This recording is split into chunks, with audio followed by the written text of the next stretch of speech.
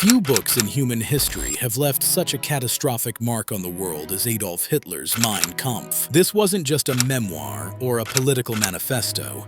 It was a blueprint for genocide, a roadmap to war, and a window into one of history's most destructive minds. Yet understanding this book isn't about glorifying its author or his ideology. It's about understanding how hatred takes root, how extremism spreads, and how democracies can fail when warning signs are ignored. The question this analysis seeks to answer is not whether Mein Kampf caused the Holocaust and World War II. That causal relationship is well established. Rather, it's how a single book could play such a role, why so many failed to take its warnings seriously, and what lessons this history holds for recognizing and resisting extremism today. Because if there's one lesson we must learn from this book, it's this: when extremists tell you who they are and what they plan to do, believe them. Section 1. The Failed Revolutionary. The story of Mein Kampf begins not with Hitler's birth or his rise to prominence, but with his greatest failure. Adolf Hitler was not yet the dictator who would plunge the world into war. He was a 34-year-old political agitator leading a small extremist party in Munich, Germany. By most measures, his life had been one disappointment after another. Born in 1889 in Braunau am Inn, Austria, Hitler had dreamed of becoming a painter but was rejected twice from the Vienna Academy of Fine Arts. He spent years living in poverty, drifting through men's hostels, selling postcards and watercolor paintings for pocket change. When World War I broke out in 1914, Hitler finally found something that gave his life meaning: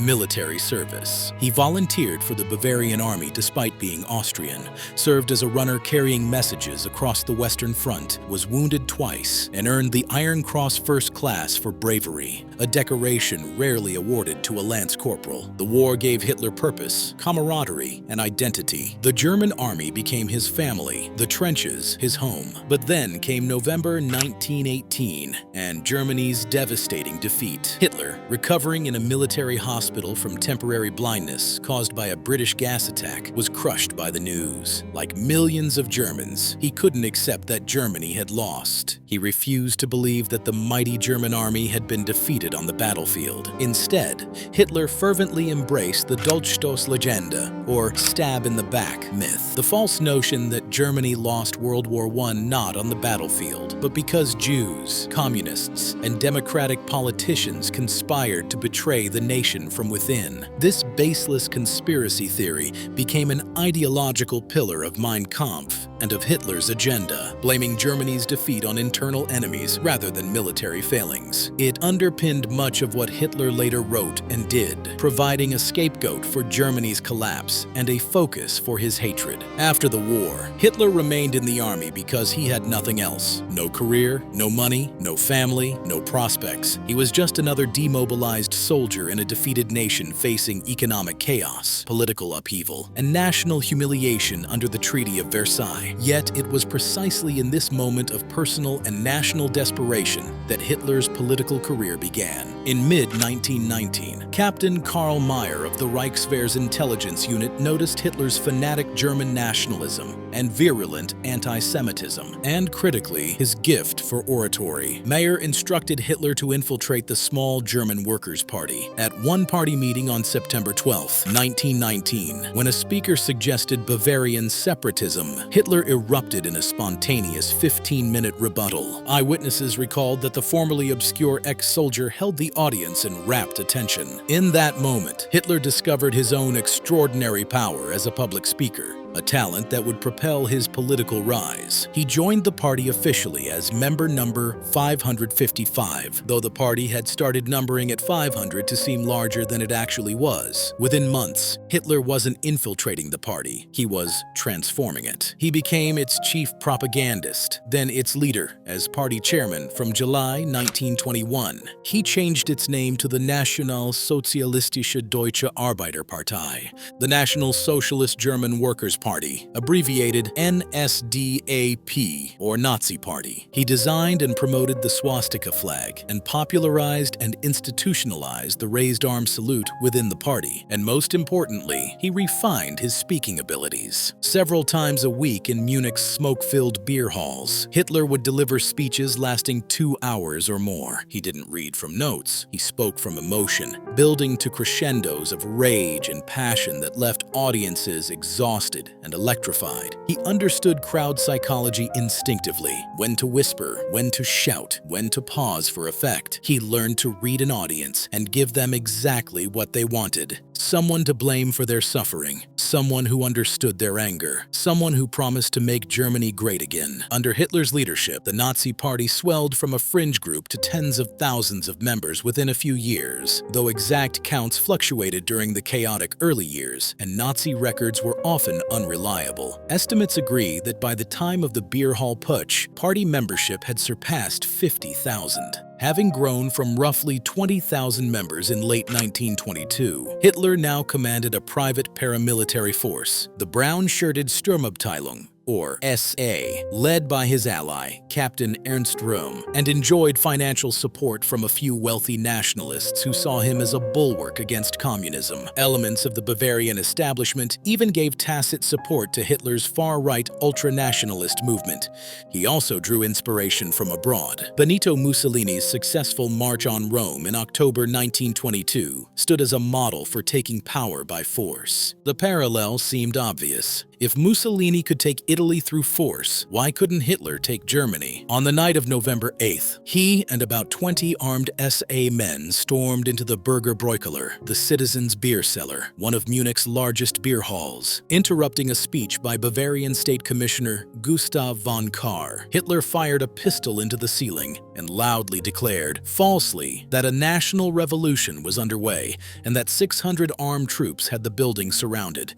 He claimed Bavaria's government was deposed and a new provisional government formed. In truth, Hitler was bluffing. He had nowhere near the forces he boasted. Only a few dozen Nazi rebels were actually present in the hall, and no army units had joined them. Hitler forced the Bavarian leaders at gunpoint to join his coup, and they seemingly agreed. But as soon as they were released, they denounced him and called out the army and police against him. By the morning of November 9th, Hitler's attempted coup crumbled. When roughly 2,000 Nazis marched toward Munich's Feldherrnhalle monument, they met a line of armed police. A shot rang out. It's still unclear who fired first, and a wild firefight ensued. 16 Nazi putschists and 4 policemen were killed in minutes. Hitler himself was dragged down and injured as bullets flew. Hermann Göring was shot in the leg and fled the scene. Hitler initially escaped, hiding at the country villa of supporter Ernst Hanfstaengl, but he was arrested on November 11th, charged with high treason, a crime that in theory carried the death penalty. The Nazi movement appeared destroyed. By all logic, Hitler's political career should have ended there, another failed revolutionary footnote in a tumultuous era. Yet this wasn't the end. What came next would transform Hitler from a defeated agitator into a national figure, giving him both a platform and the time he needed to codify his hateful vision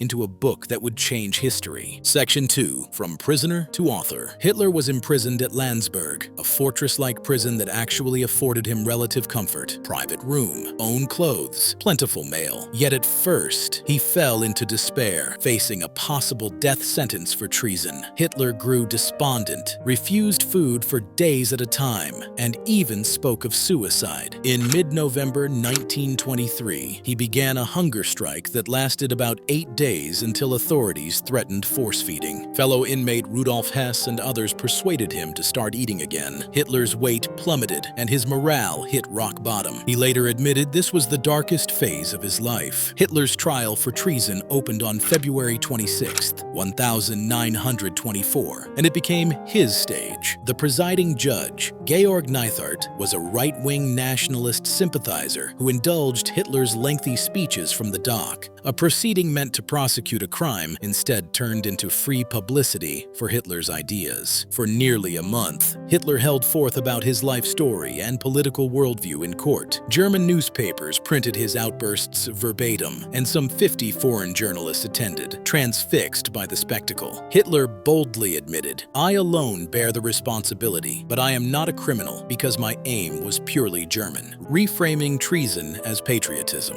What should have been a conviction became, in effect, a national propaganda tour. On April 1st, 1924, the verdict came. Hitler was convicted of high treason, but given a token sentence of 5 years in Festungshaft, fortress confinement, the lightest penalty allowed. Incredibly, the court even made him eligible for parole after just 6 months. Co-defendant General Erich Ludendorff, the famed World War I commander, was acquitted entirely, a decision so blatantly lenient it provoked public outrage. The politically biased clemency was obvious. Sympathetic judges saw Hitler as a misguided patriot rather than a traitor. Far from being silenced, Hitler left the courtroom as a nationalist folk hero. When he returned to Landsberg prison to serve his token sentence, he did so a minor celebrity among Germany's far-right ultranationalist circles. A man whose face and fiery words had been splashed across front pages nationwide. Landsberg prison was hardly a hardship for Hitler. It was more akin to a gentleman's retreat at the state's expense. He had a private cell with a view of the River Lech,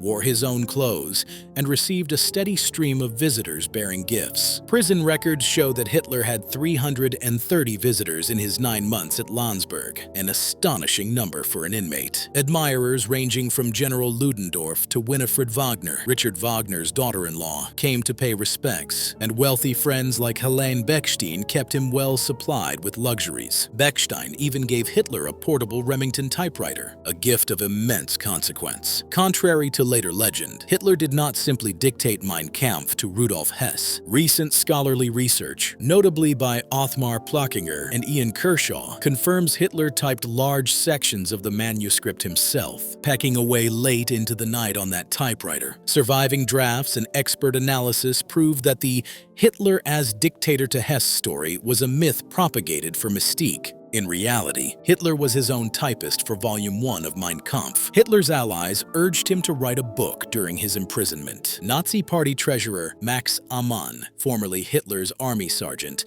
and now head of the party's publishing house, Franz Ayer Verlag, immediately recognized the money-making potential in a Hitler memoir manifesto. The trial had made Hitler famous, or infamous, and controversy sells. A book could generate funds. Hitler faced steep legal bills and keep Hitler's name in the headlines. Moreover, Hitler himself craved a purpose in prison. Writing would fill his idle hours and serve a strategic goal. The failed beer hall putsch taught Hitler a harsh lesson. Power could not be seized by force alone. If he wanted to lead Germany, he must do it by legal means, by winning hearts and minds, not shootouts. That meant rebuilding the Nazi movement and propagandizing on a grand scale. A book would be the vehicle. It would refine Hitler's ideology and broadcast it widely, helping rebrand him from a failed putschist into a visionary leader in waiting. Hitler worked on the manuscript throughout the spring and summer of 1924. He would write in the mornings and early afternoons, then receive visitors in the late afternoon and evening. Fellow prisoners reported hearing the clacking of his typewriter late into the night. Emil Maurice, another prisoner and early Nazi, helped initially by taking some dictation, but the bulk of the work was Hitler's own. Rudolf Hess, who arrived at Landsberg in May, became more of an editor and sounding board, reading drafts and offering suggestions. Hitler originally envisioned a grandiose title for his work: 4,5 Jahre des Kampfes gegen Lüge, Dummheit und Feigheit. 4.5 years of struggle against lies, stupidity, and cowardice. The verbose title reflected Hitler's self-importance and dramatic sense of persecution. However, when Max Amann reviewed the manuscript for publication, he convinced Hitler to shorten it. The result was simply Mein Kampf, My Struggle. The new title was punchier, more personal, and more marketable. It also shifted the focus from Hitler's complaints about enemies to his own heroic narrative. By the time Hitler was released on December 20th, 1924, after serving just 9 months of his 5-year sentence, he had completed a manuscript of several hundred pages. This would become Volume 1 of Mein Kampf. He completed Volume 2 between 1925 and 1926, writing from Haus Wachenfeld, a cottage on the Obersalzberg above Berchtesgaden. What emerged from that prison cell was a book that would eventually sell over 12 million copies in Germany alone and be translated into more than a dozen languages worldwide. It was a book that some Germans would cherish, that others would mock, and that too many would ignore until it was too late. It was a book that laid out in brutal detail the ideology that would lead to World War II and the Holocaust. The tragedy is that Hitler wasn't hiding his intentions. He was announcing them, publishing them, distributing them to millions, and the world, by and large, wasn't listening carefully enough. Section 3. The structure and content of hatred. When Mein Kampf was finally published in July 1925, readers encountered a book unlike typical political manifestos of the era. It wasn't a dry policy document or a theoretical treatise. It was intensely personal, weaving Hitler's life story together with his political ideology in a way designed to make his extremism seem like the natural, inevitable result of lived experience rather than chosen prejudice. Mein Kampf was published in 2 volumes, 1925 and 1926, together exceeding 700 pages. Volume 1, Eine Abrechnung, A Reckoning, comprised 12 chapters and was indeed written during Hitler's Landsberg imprisonment in 1924. Volume 2, Die Nationalsozialistische Bewegung, the National Socialist Movement, added 15 chapters, which Hitler completed after his release, dictating parts to aides in 1925 and 26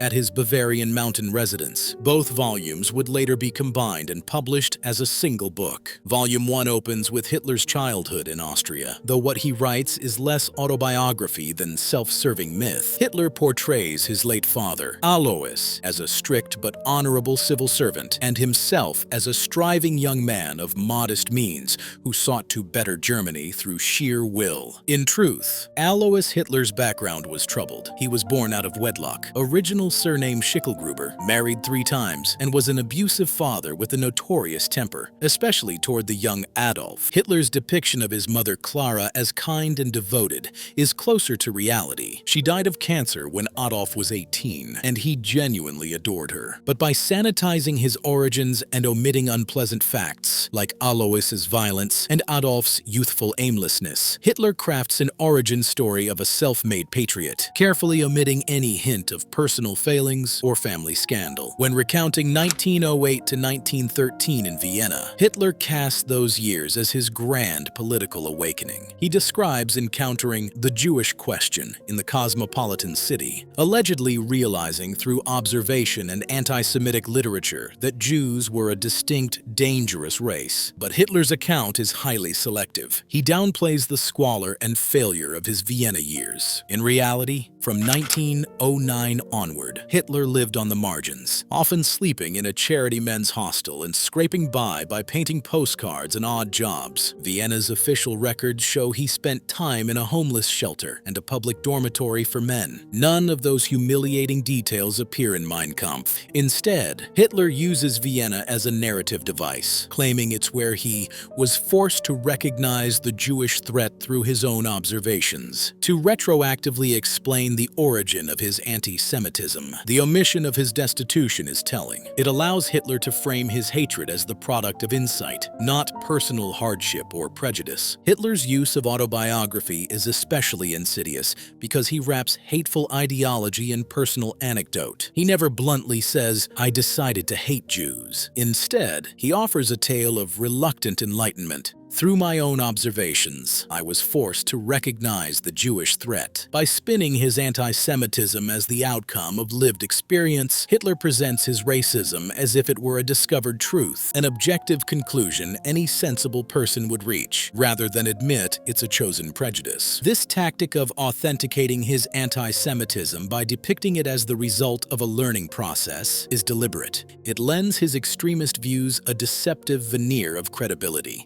as though he's just telling it like it is, from hard experience. In reality, historians note Hitler's extreme Jew hatred only fully developed after the war, but in Mein Kampf, he backdates it to his Vienna youth to give it weight of personal proof. In recounting World War I, Hitler makes himself the patriotic hero. He notes his Iron Cross decoration and revives the Dolchstoß myth. Germany didn't truly lose. It was stabbed in the back by November criminals, Jews and communists on the home front. Mein Kampf unveils one of its most horrifying passages. Hitler reflects on hearing of Germany's defeat in 1918 and declares, "If, at the beginning of the war and during the war, 12 or 15,000 of these Hebrew corruptors had been held under poison gas, the sacrifice of millions at the front would not have been in vain." In other words, as early as 1924, Hitler openly wished that Jews had been gassed during World War I.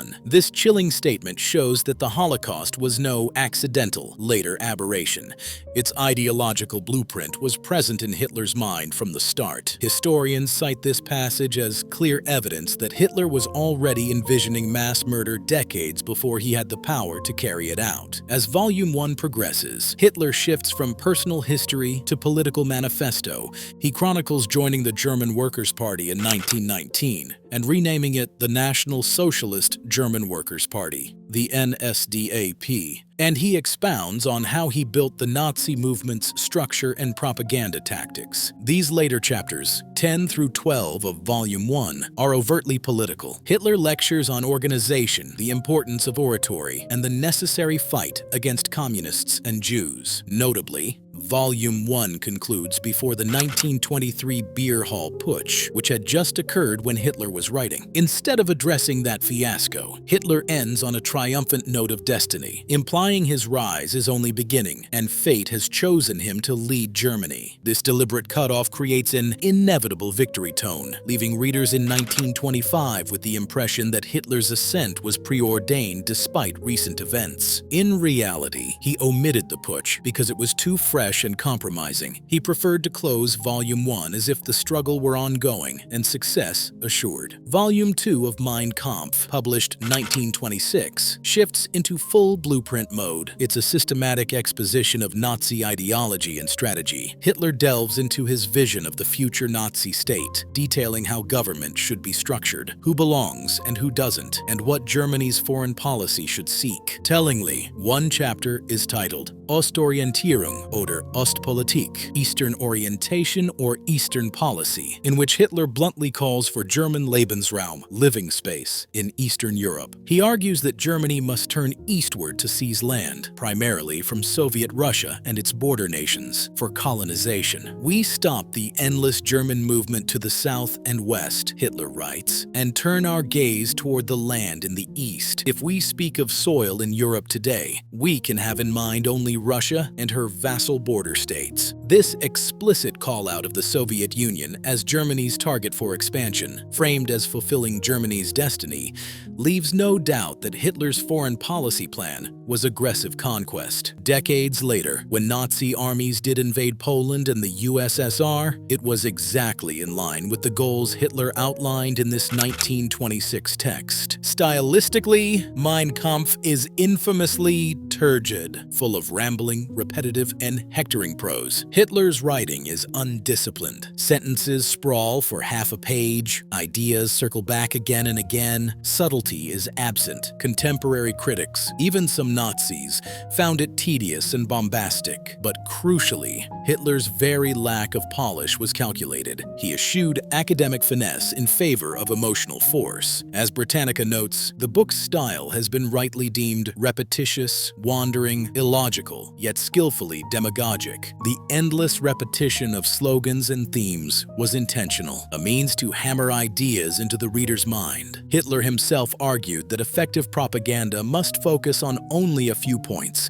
and repeat them ad nauseum until even the least attentive can't help but absorb them. All effective propaganda must be confined to a few bare essentials and must be expressed as far as possible in stereotyped formulas, he wrote, constantly repeated. By inundating the reader with the same accusations and promises, Hitler leveraged what psychologists now call The illusory truth effect. People tend to believe something is true if they hear it often enough. In short, what looks like poor writing was in fact part of Hitler's rhetorical arsenal. The monotony and simplicity made his radical ideas feel familiar, and thus harder to dismiss. Even the overall structure of Mein Kampf, autobiographical narrative first, ideological program second, was designed for impact. Hitler spends the first volume telling his life story of struggle and sacrifice, casting himself as a man of the people who earned his convictions through experience. By the time he pivots to his most extreme claims, that Jews caused Germany's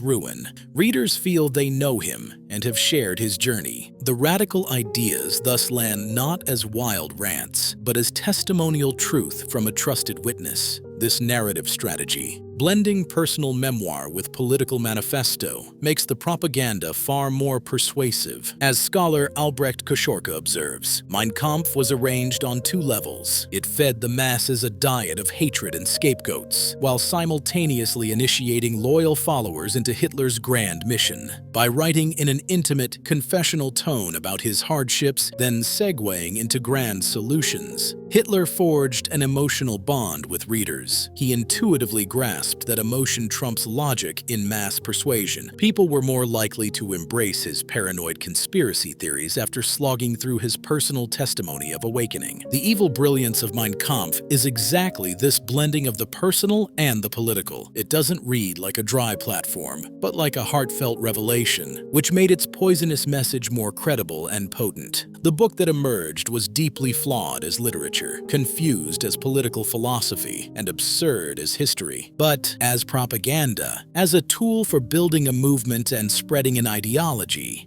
it would prove devastatingly effective. The question was whether anyone would take it seriously enough to stop what it promised. Section 4. The ideology of genocide. At the core of Hitler's worldview, hammered incessantly in Mein Kampf, is a pseudoscientific notion of race. Not race in any modern genetic sense. We know today race has no discrete biological basis, but race as Hitler imagined it, the driving force of history and human destiny. For Hitler, every achievement or decline of civilization boiled down to racial purity or pollution. All the human culture we see before us today is almost exclusively the creative product of the Aryan, he asserts. Without Aryans, no true civilization. In Mein Kampf, Hitler reduces nations to racial entities locked in eternal struggle, a distorted social Darwinist lens through which he interprets all past and future events. In Hitler's eyes, history was nothing but a racial struggle for dominance. All human culture, all the results of art, science, and technology are almost exclusively the creative product of the Aryan, he declares. This sweeping claim exemplifies how Hitler dressed myth as science. He offers no evidence, just assertion that Aryans equal creators and others, especially Jews, are merely destroyers or imitators. There's zero basis in real anthropology for this hierarchy.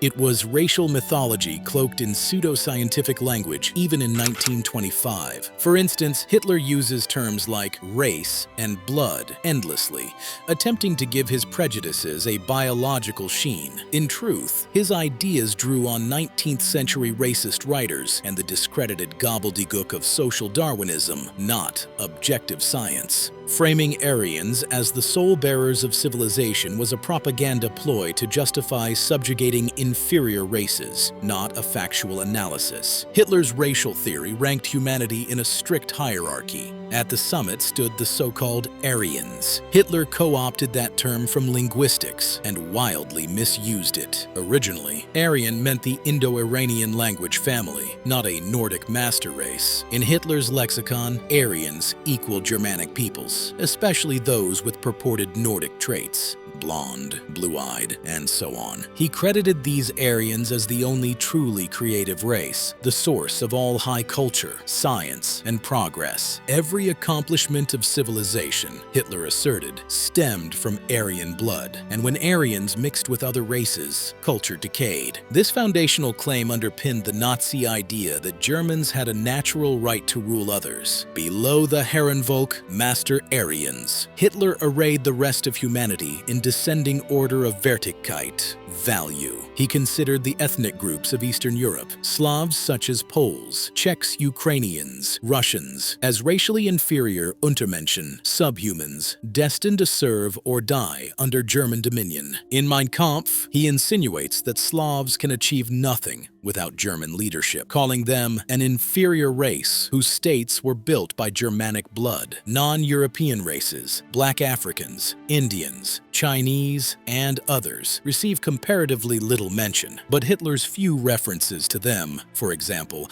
labeling black soldiers in the French Rhineland occupation as half-monkeys, make clear he viewed them with utter contempt. Even Southern Europeans, Mediterranean Latin peoples like Italians or Spaniards, were, in Hitler's racial calculus, a notch below the tall, blonde Germanic ideal, tolerated as allies when expedient, but not equals. At the absolute bottom of Hitler's racial universe stood the Jews. He did not even regard Jews as a normal race, but as a kind of anti-race, a parasitic, evil counterforce to Aryan purity. In Mein Kampf and Nazi rhetoric, Jews were depicted as vermin or bacilli rather than human, the primary threat that had to be eradicated for the Aryan race to flourish. Anti-Semitism was not just one theme in Mein Kampf, it was the central obsession. Hitler returns to the Jews ad nauseum. In fact, the word Jude, Jew, appears approximately 373 times in the book, roughly once every 2 pages. By comparison, Mein Kampf is about 780 pages in the German edition, so that count underscores how fixated Hitler was. And it's not just the frequency, but the ferocity. Hitler's hatred of Jews in Mein Kampf is uncompromising and exterminatory. He blames Jews for everything from Germany's World War I defeat to moral decay,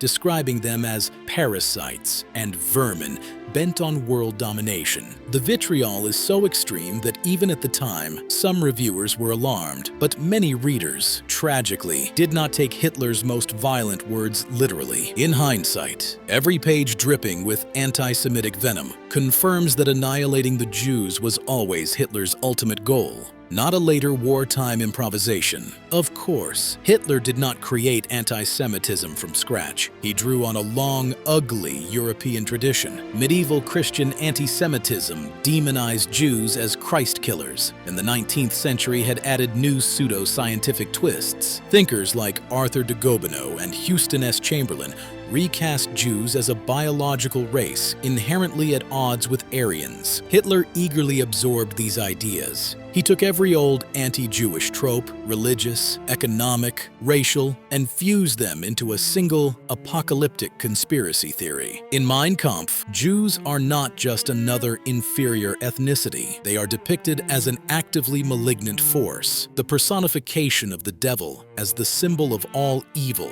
in the world. Hitler asserts that Jews seek to corrupt and destroy Aryan nations from within, employing whatever ideology furthers their alleged plot, be it capitalism, communism, liberal democracy, you name it. Every ill Germany suffered, he blames on Jewish machinations. Hitler's descriptions of Jews in Mein Kampf are relentlessly dehumanizing. He likens Jews to parasites and disease microbes sabotaging their host peoples. The Jew is and remains the typical parasite, a sponger who, like a noxious bacillus, keeps spreading, and the effect is that the host people dies out. This was not mere metaphor. Hitler meant it literally. He viewed Jewry as a virus infecting Germany, a bacillus to be eradicated for the health of the nation. By framing his anti-Semitism in biological terms of infection and hygiene, Hitler primed his followers to see genocide as a form of disinfection.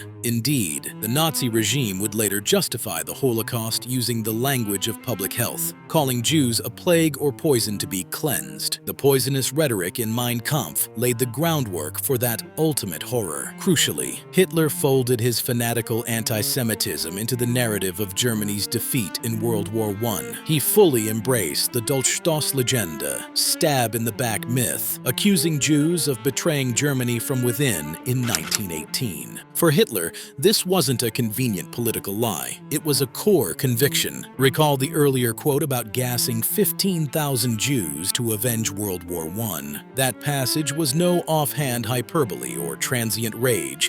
It encapsulated Hitler's sincere belief that Germany's loss in war could have been prevented if only the Jews had been exterminated first. In Hitler's mind, the only solution to prevent future defeat was the total removal, meaning killing, of Jews. Thus, even Germany's military tragedy was woven into Hitler's genocidal logic. He convinced himself, and later many Germans, that eliminating the Jews was a matter of national survival and revenge for 1918.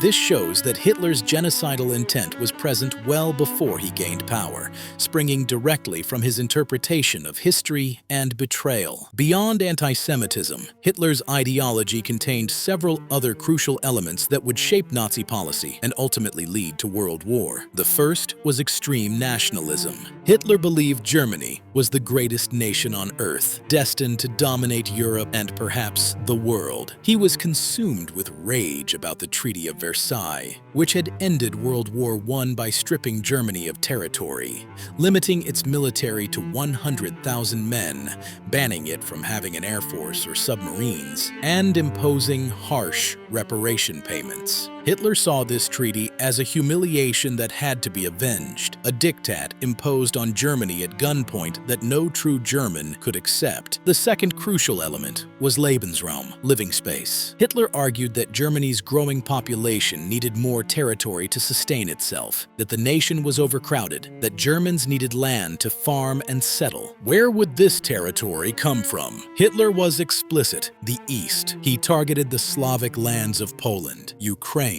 and Russia for German conquest and colonization. In the chapter Eastern Orientation or Eastern Policy, Hitler wrote with chilling clarity, "And so we National Socialists consciously draw a line beneath the foreign policy tendency of our pre-war period. We take up where we broke off 600 years ago. We stop the endless German movement to the south and west, and turn our gaze toward the land in the east. At long last, we break off the colonial and commercial policy of the pre-war period and shift to the soil policy of the future." If we speak of soil in Europe today, we can primarily have in mind only Russia and her vassal border states. This wasn't vague aspiration. This was a concrete program for expansionist war. Hitler was telling readers exactly what he intended to do: invade Eastern Europe, seize its territories, displace or enslave its Slavic populations, and colonize the land with Germans. World War II and the Nazi occupation of Eastern Europe followed this blueprint almost exactly. The third crucial element was Hitler's contempt for democracy and advocacy for dictatorship. He dedicated entire chapters to explaining why parliamentary democracy was weak,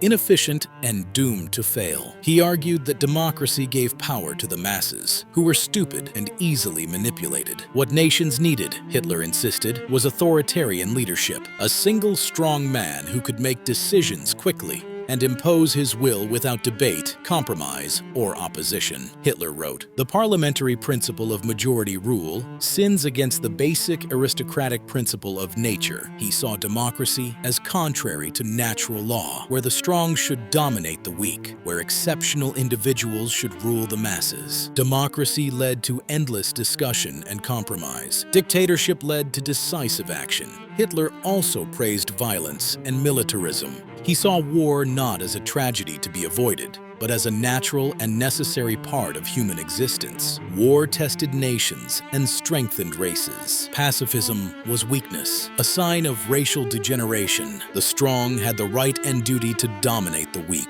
Compassion and mercy were Christian values that Hitler despised as soft and unnatural, contrary to the brutal Darwinian struggle he believed governed life. Finally, and perhaps most chillingly, Hitler was explicit about his methods. He didn't hide his authoritarianism behind coded language or dog whistles. He openly stated that the Nazi Party, once in power, would crush all opposition, silence dissent, control the press, and establish a one-party state with absolute power. He openly discussed his propaganda techniques, explaining in detail how to manipulate mass opinion through repetition, emotion, and simplification. In the chapter on propaganda, Hitler wrote, "The receptivity of the great masses is very limited. Their intelligence is small, but their power of forgetting is enormous. In consequence of these facts, all effective propaganda must be limited to a very few points, and must harp on these in slogans until the last member of the public understands what you want him to understand by your slogan." This cynical view of the masses, combined with sophisticated understanding of manipulation, made Hitler's propaganda extraordinarily effective. He knew he was lying, knew he was manipulating, and wrote about it openly, confident that his readers would either approve of these techniques or fail to recognize them being used on themselves. This is what makes Mein Kampf so historically significant and so chilling. Hitler wasn't concealing his agenda. He was advertising it, explaining it, justifying it in advance. The Holocaust, World War II, the destruction of democracy, the invasion of Eastern Europe. All of this was there in the book for anyone willing to read it carefully. When Hitler later claimed he had done nothing wrong, when he said he had always been honest about his intentions, he was, in a twisted sense, telling the truth. He had written it all down in 1924 and 1925. The question that haunts history is why so few people took him seriously, why so many dismissed his explicit promises as mere political rhetoric, why the world failed to stop him when his intentions were published for all to see.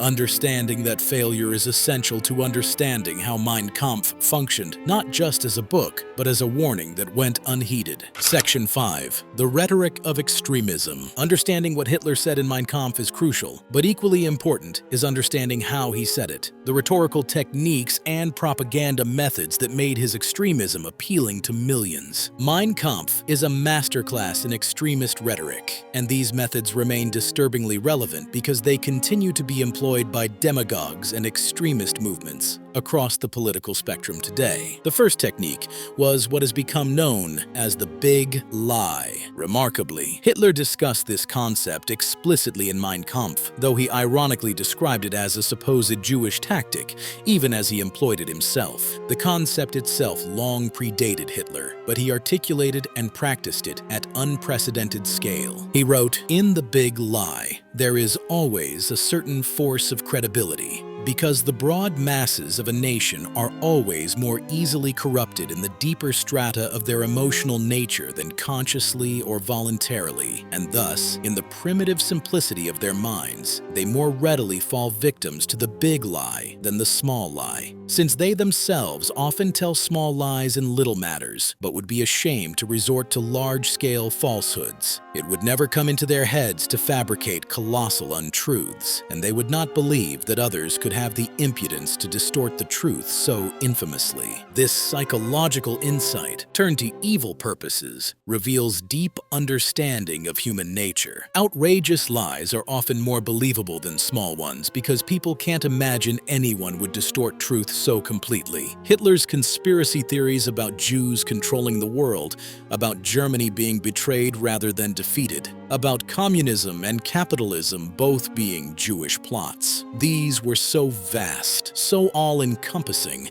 that many people assumed there must be some kernel of truth to them. After all, would someone construct such an elaborate lie if there weren't at least some factual basis? The second technique was relentless scapegoating. Human beings are psychologically wired to seek explanations for their suffering, to find patterns in chaos, to identify causes for their problems. When times are hard, we want to know why and who to blame. Hitler provided simple answers to complex problems: economic crisis, the Jews, military defeat, Jewish betrayal, cultural change and modernization, Jewish corruption, political instability, Jewish manipulation. This scapegoating served multiple psychological functions simultaneously. It absolved Germans of responsibility for their own failures. They weren't defeated because they lost the war. They were betrayed. It transformed complex historical and economic forces, global depression, structural economic problems, the aftermath of a devastating war, into a simple story of good versus evil, us versus them. It gave people a target for their frustration and anger, channeling diffuse resentment toward a specific group.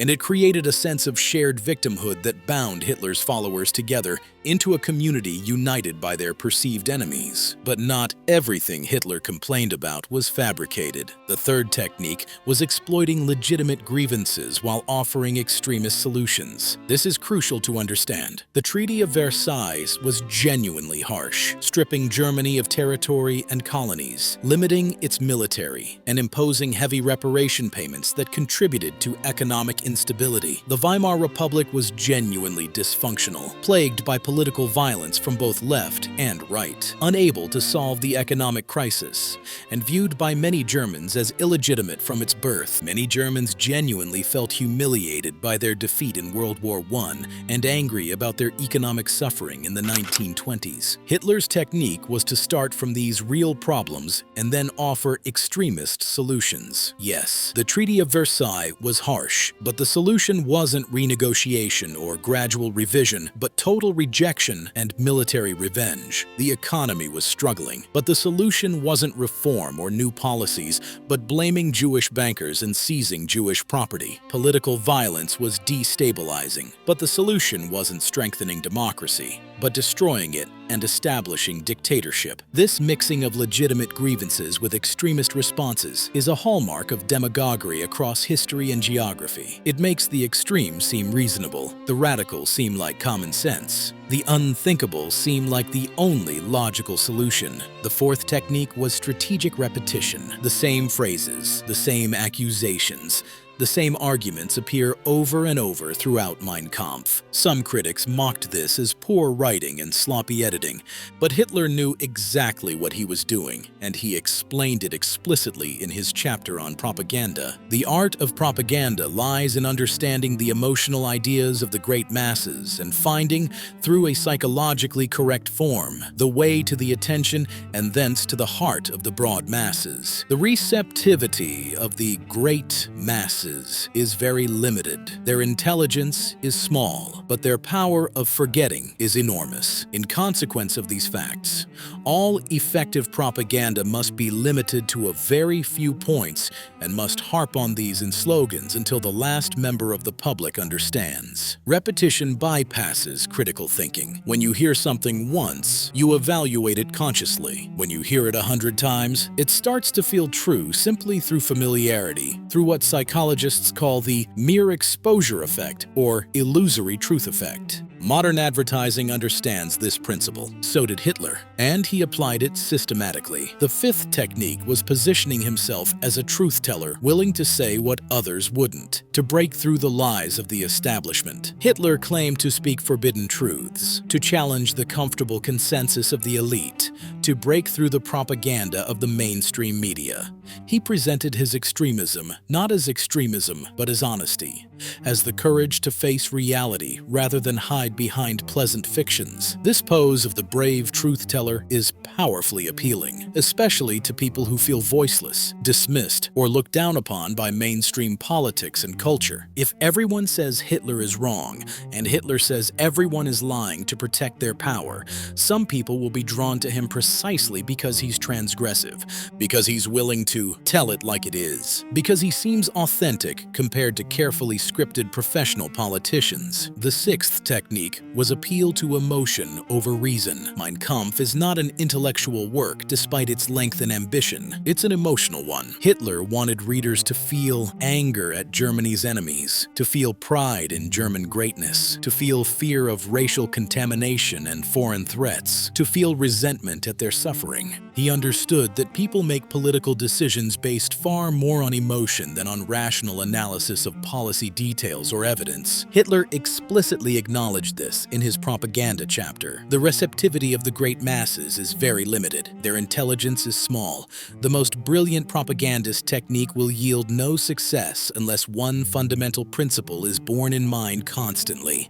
It must confine itself to a few points and repeat them over and over. This isn't just cynicism, though it is profoundly cynical. It's understanding how human psychology actually works. Research research in behavioral psychology and cognitive science has consistently confirmed that emotion identity and tribal loyalty matter far more than facts or logic in shaping political beliefs and decisions. The seventh technique was creating a Manichaean worldview, dividing everything into absolute good and absolute evil with no middle ground. There was no nuance in Mein Kampf, no acknowledgement of complexity or ambiguity, no space for honest disagreement or legitimate differences of opinion. Germany was purely good. Its enemies were purely evil. Aryans were creative and noble. Jews were destructive and vile. The Nazi worldview was right. All opposition was wrong. Democracy was weak. Dictatorship was strong. This black and white thinking made every political question seem like a matter of survival. Every compromise seemed like betrayal. Every opponent seemed like an existential threat. If your enemies are not simply wrong, but evil, if they're not misguided but part of a conspiracy to destroy you, then any method of fighting them becomes justified. The eighth technique was cultivating a cult of personality. Throughout Mein Kampf, Hitler positioned himself not as one politician among many, but as a prophetic figure, a leader chosen by destiny to save Germany. He wrote about himself in grandiose terms, as if he were a character in an epic saga rather than a failed artist from Austria who had spent years in poverty. This personality cult would become central to Nazi propaganda once Hitler gained power. Hitler wasn't just a leader, he was the Führer, the only one, the indispensable man. Loyalty to Hitler became loyalty to Germany itself. Criticism of Hitler became betrayal of the nation. The slogan, Ein Volk, ein Reich, ein Führer, one people, one empire, one leader, captured this totalitarian unity of leader and nation. Understanding these rhetorical techniques doesn't require seeing Hitler as some kind of evil genius. Much of what he did had been done by demagogues before him and would be done by demagogues after him. But he did understand mass psychology intuitively from years of observing crowds, and he applied that understanding systematically and without moral restraint. He was willing to lie completely, to manipulate cynically, to exploit human weakness and prejudice without hesitation. These techniques didn't originate with Hitler, and they didn't die with him. We see them employed today by extremist movements across the political spectrum and around the world. The big lie, the scapegoating, the exploitation of grievances, the repetition, the claim to forbidden truth, the appeal to emotion, the Manichaean worldview, the personality cult.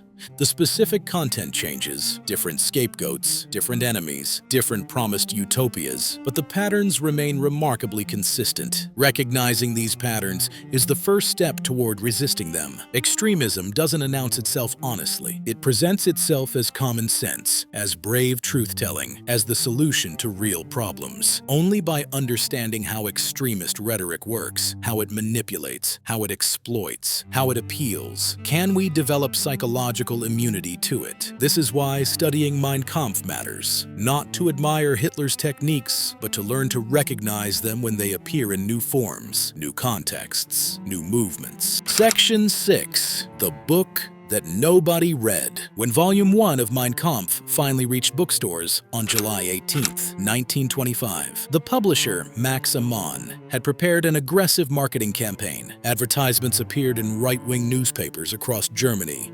The nationalist press praised the book before it was even released. It was marketed as the perfect Christmas gift for German patriots. Hitler himself promoted it vigorously in his speeches as he rebuilt the Nazi Party after his release from prison. The first edition was priced at 12 Reichsmarks, expensive for the time, roughly equivalent to what a factory worker might earn in a day. The book itself was substantial, 400 pages, bound in red cloth with a black swastika embossed on the cover. Everything about it was designed to project importance, seriousness, historical significance. But despite all this marketing effort and despite Hitler's growing notoriety, the initial sales were disappointing. The first edition of Mein Kampf sold approximately 9,000 copies in its first year. This was respectable for a political memoir by a relatively minor politician, certainly, but hardly the cultural phenomenon that Hitler and his publisher had hoped for. Volume 2, released in December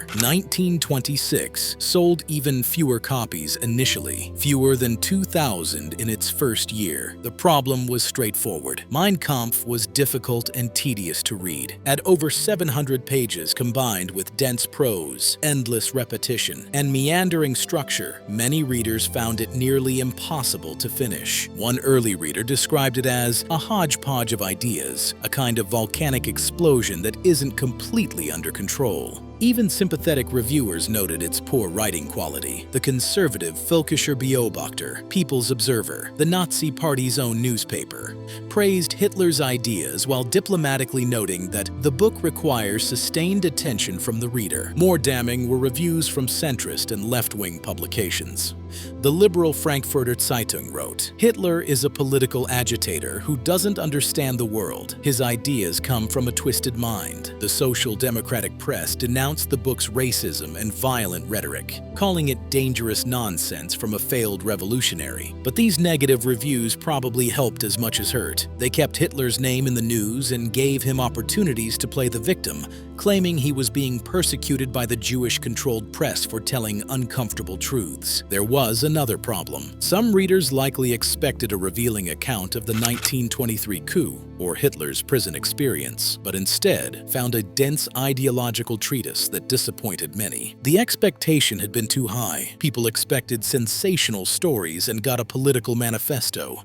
Throughout the late 1920s, Mein Kampf remained mostly confined to Nazi and ultra-nationalist circles, with annual sales averaging around 6,000 to 7,000 copies, enough to keep it in print and earn Hitler modest royalties, but not enough to make him wealthy or make the book a significant cultural force. Though book royalties remained modest in the 1920s, Hitler appears to have received financial support from sympathetic industrialists, socialites, and aristocrats who viewed him as a bulwark against communism. He continued earning income from speaking fees and donations from wealthy patrons who saw him as a useful tool against the communist threat. Then came 1930, and everything changed. The Great Depression, which began with the Wall Street crash in October 1929, hit Germany with devastating force. The German economy, already weakened by war reparations and hyperinflation earlier in the decade, collapsed. Banks failed, businesses closed. Unemployment skyrocketed from about 1.3 million in 1929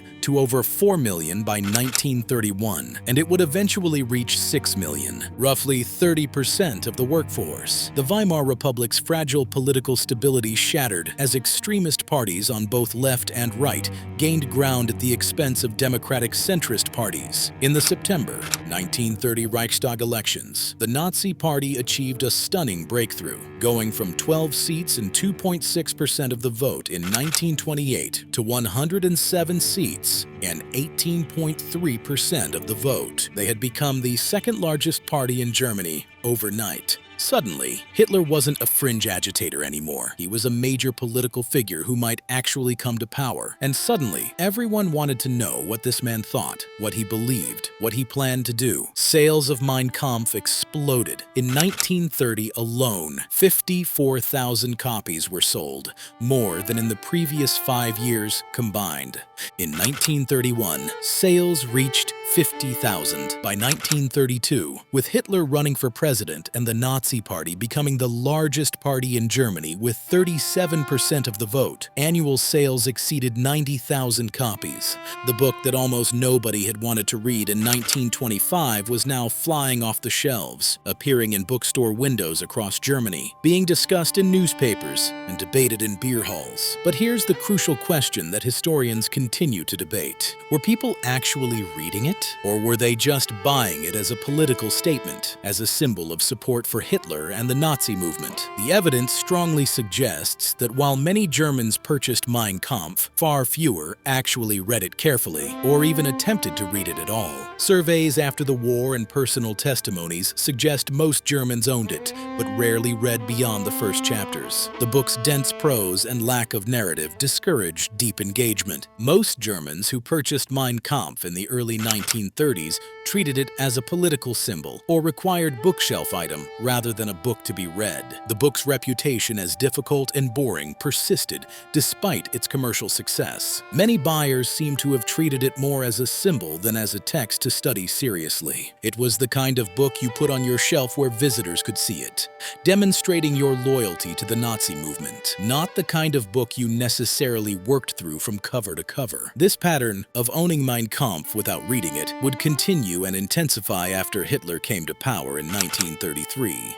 But in the early 1930s, as Hitler rose to prominence, the question of whether Germans were actually absorbing the book's content had profound implications. According to post-war oral testimony attributed to Karl-Heinz Rhein, who served as a nurse in the Wehrmacht during World War II, his father had a telling reaction when his company gave him a copy of Mein Kampf as a gift in the late 1930s. The account, though not independently verified, states, "My father put the book on a shelf, and it stayed there until 1945. My father looked inside it and said it was a declaration of war, pure and simple, and he would never read this nonsense. He thought we didn't take Hitler seriously enough, that we should have paid more attention to what he wrote," as recounted in post-war oral accounts by Lutz Rocco, whose father Otto was an architect. A similar memory from 1938 emerged. When Rocco was only 6 years old, he reportedly hid under the dinner table during a meeting his father held with friends and colleagues. He heard his father urgently telling his friends, "You have to read this book!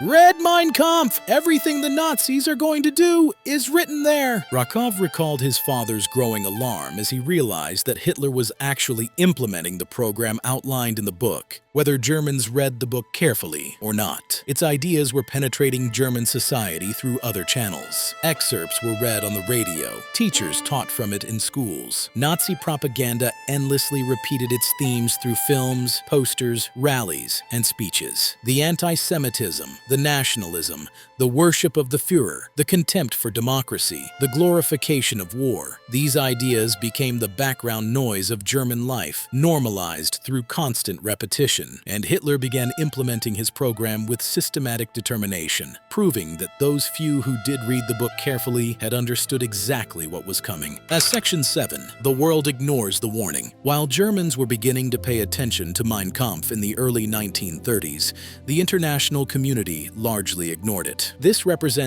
one of history's great tragedies. Hitler had published his blueprint for aggression and genocide, and the world wasn't taking it seriously. In France, some observers recognized the danger early. One man in particular, a publisher named Fernand Sorleau, became obsessed with warning the French public about Hitler's book. Sorleau was a right-wing publisher, politically conservative, an admirer of Mussolini's Italy, but Hitler frightened him. When he obtained a copy of Mein Kampf and read the German original, he was shocked by the repeated attacks on France and the explicit promises of revenge for World War I. Sorleau decided he had to publish a French translation, even though Hitler and his German publisher Max Amann absolutely refused to authorize any French edition. So Sorleau embarked on what amounted to an underground operation. He worked with contacts in the French Ministry of War Veterans, not officially, but with quiet, unofficial support from officials who shared his concerns. Together, they assembled a team of 7 experienced translators, all working simultaneously on different sections of the book. The translation was completed with extraordinary speed in a matter of months. In February 1934, Mein Kampf appeared in French bookstores with a striking aggressive marketing campaign. Posters appeared across Paris declaring, "Tout le monde en France doit lire ce livre." Everyone in France must read this book. The advertisements were designed to provoke alarm. The book announces the Second World War. Hitler was furious. This unauthorized French edition completely undermined his carefully cultivated image as a man of peace. In 1934, Hitler was still pretending to want good relations with France, still giving speeches about peace and cooperation, still claiming he had no aggressive intentions. Mein Kampf, with its vitriolic attacks on France and its barely disguised promises of military revenge, exposed these peaceful words as lies. Hitler's lawyers sued Sorleau in French courts for copyright violation. The case went to trial in Paris in June 1934.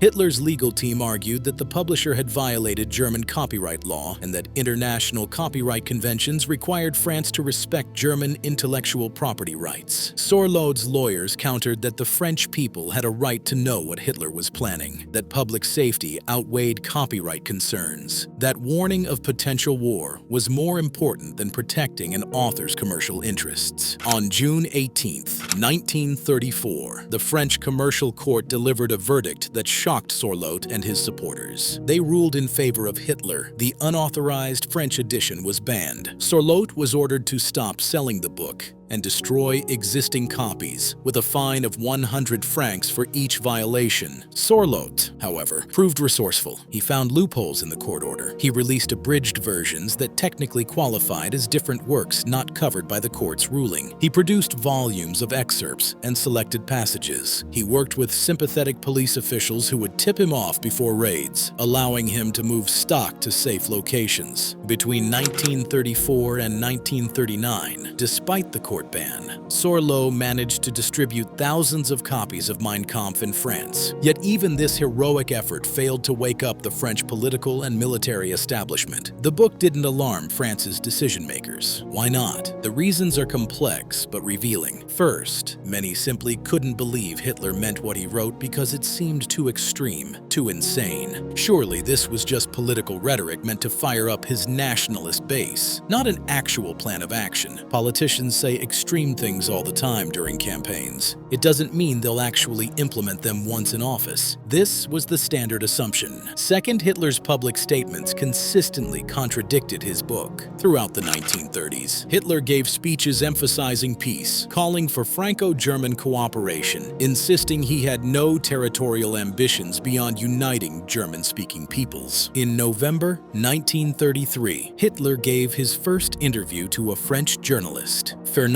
de Brinon, a journalist who favored rapprochement with Germany. When Brinon asked about the anti-France passages in Mein Kampf, Hitler replied smoothly, "I've changed. I wrote that text in prison in the fury of that time. Today, I'm chancellor. A statesman cannot maintain the passions of his youth." This interview was printed on the front page of Le Matin, one of France's largest newspapers, with the reassuring headline quoting Hitler, "La guerre ne résoudra rien. War will resolve nothing." It was exactly what many French people wanted to hear, so they chose to believe Hitler's reassuring words over his threatening book. Third, there was wishful thinking driven by the horror of World War I. France had lost 1.4 million men in that war, roughly 4% of its entire population.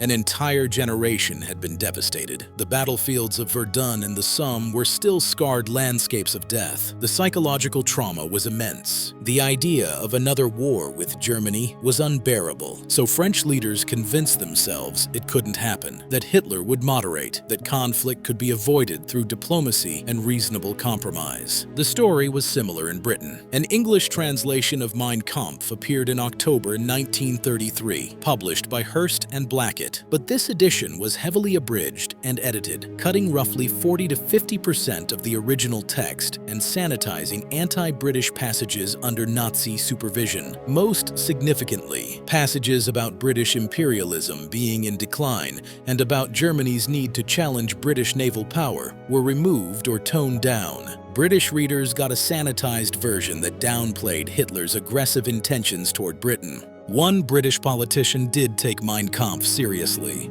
Winston Churchill. Churchill read the book carefully, probably the full German version, and he was horrified. From the mid-1930s onward, Churchill repeatedly warned Parliament and the British public about Hitler's intentions. He pointed specifically to passages in Mein Kampf where Hitler discussed German rearmament, territorial expansion, and his contempt for democracy. Churchill argued that Hitler meant every word, and that Britain needed to rearm urgently to prepare for inevitable war. But in the 1930s, Churchill was politically isolated, out of government, regarded as a warmonger and a relic from an earlier era of great power politics. Prime Minister Neville Chamberlain and most of the British establishment believed they could do business with Hitler, that reasonable diplomacy could satisfy Germany's legitimate grievances and preserve peace. Churchill's warnings were dismissed as alarmism from someone who couldn't accept that the world had moved beyond 19th century imperialism. extremism. In the United States, an English translation was published in 1933 but attracted minimal attention. Most Americans saw European politics as distant and irrelevant to their concerns. The U.S. was in the depths of the Depression, focused entirely on domestic economic recovery under Roosevelt's New Deal. Hitler was just another foreign dictator in a world full of them. America had a strong policy of non-intervention in European affairs, still traumatized by its involvement in World War I. Mein Kampf was available in American bookstores, but few Americans bothered to read it, and fewer still saw it as a warning that concerned them. Even among Jewish communities internationally, the warnings in Mein Kampf didn't trigger the alarm they should have. Many Jewish leaders in Germany and elsewhere recognized that Hitler was dangerous and anti-Semitic, certainly, but they couldn't imagine he would actually carry out genocide. Anti-Jewish persecution seemed plausible. Jews had faced persecution for centuries, economic discrimination, social exclusion, even occasional violence. These were historical patterns. But the systematic murder of millions? That seemed impossible, beyond what any civilized nation could do in the 20th century. This failure of imagination was nearly universal. Hitler had written down his plans, but the plans seemed so monstrous that people assumed they couldn't be serious, that they were rhetorical exaggeration rather than literal intention. This is perhaps the most important lesson of Mein Kampf for understanding how genocides happen. When extremists tell you what they intend to do, especially when they're explicit and consistent about it over time, believe them. Don't assume they're exaggerating. Don't assume they'll moderate. Don't assume civilization or international pressure will constrain them. By the time the world realized Hitler had meant every word, it was far too late to stop him without devastating global war. Section 8. Power and Implementation. On January 30th, 1933, Adolf Hitler became Chancellor of Germany. Despite the Nazis being the largest party in the Reichstag, Hitler did not win the chancellorship through election. He was appointed by President Paul von Hindenburg as part of a backroom deal brokered by conservative elites who believed they could control him. The Nazi Party had won 37% of the vote in the July 1932 elections, the highest they would ever achieve in a free election. And Hitler parlayed this plurality into the chancellorship through political maneuvering with conservative politicians who thought they could manipulate him. Many German conservatives convinced themselves that Hitler was a useful tool who would crush the communists, restore order, and revive German nationalism, after which they could moderate his extremism and eventually push him aside. Franz von Papen, the aristocratic politician who helped broker Hitler's appointment, famously said, "Within 2 months, we will have pushed Hitler so far into a corner that he'll squeak." They were catastrophically, tragically wrong. Within months, Hitler began implementing the agenda he had outlined in Mein Kampf. Suddenly, that book took on terrifying new significance. It was no longer the manifesto of an opposition politician. It was the governing philosophy of the German state. The Nazi regime immediately began promoting Mein Kampf as essential reading for every German. Sales, already strong, increased dramatically. In 1933 alone, 850,000 copies were sold. By 1935, annual sales exceeded 200,000 copies. The book became a standard gift for major life events. From the mid-1930s onward, the Nazi regime distributed special wedding editions of Mein Kampf to every newlywed German couple of Aryan descent, making it both a ceremonial and ideological gesture, the Nazi equivalent of a family Bible. Schools purchased copies for their libraries. While Mein Kampf was not formally taught in most school classrooms, its themes deeply influenced Nazi education. It was required reading for Nazi Party officials and used in youth indoctrination and political training schools. Some businesses, especially those affiliated with the regime, occasionally gave copies to employees on special occasions or as rewards. Though this was not widespread or officially required, Nazi Party members were expected to own it and display it prominently. The government subsidized special editions to make the book ubiquitous. There was a Braille edition for blind Germans, so that even they could absorb the Führer's wisdom. There were luxury editions with marble covers and gold gilt pages, given as gifts to Nazi officials and foreign dignitaries. There was even an enormous ceremonial edition, the size of a large Bible, weighing several kilograms, bound in leather. for display in government offices and the homes of prominent Nazis as a symbol of power and devotion. By 1944, when wartime paper shortages finally stopped publication, Nazi printing archives show that more than 12 million copies of Mein Kampf had been printed in Germany alone. To put this in perspective, Germany's population was about 70 million, meaning roughly one copy for every 5 or 6 Germans. Hitler's royalties made him extraordinarily wealthy. He earned at least 12 million Reichsmarks from the book, equivalent to perhaps 10 million euros in today's money. This wealth allowed him to maintain his mountain retreat, the Berghof, at Berchtesgaden, to collect art and rare books, and to project an image of success and cultivated taste. Yet the question persisted, were Germans actually reading it? The evidence remains mixed and contested. Although Mein Kampf became widespread in German households, surveys after the war revealed that most Germans never read it in full. Its dense and repetitive prose discouraged most readers. Nevertheless, its themes permeated Nazi propaganda and education. The book's reputation as boring and difficult persisted even as it became a bestseller. Many Germans owned Mein Kampf because it was socially or politically necessary, because not owning it might mark you as disloyal or politically unreliable, not because they wanted to study it. It was the kind of book you put on your shelf where guests could see it, demonstrating your allegiance to the regime. Whether Germans read the book carefully or not, its ideas were penetrating German society through other channels. Excerpts were read on the radio. Teachers taught from it in schools. Nazi propaganda endlessly repeated its themes through films, posters, rallies, and speeches. The anti-Semitism, the nationalism, the worship of the Führer, the contempt for democracy, the glorification of war. These ideas became the background noise of German life, normalized through constant repetition. Hitler's first major move came on February 27, 1933, when the Reichstag building was set on fire. The Nazis blamed it on a Dutch communist, Marinus van der Lubbe. Historians still debate whether the fire was genuinely an act of communist arson or exploited or even orchestrated by the Nazis. Regardless of who started it,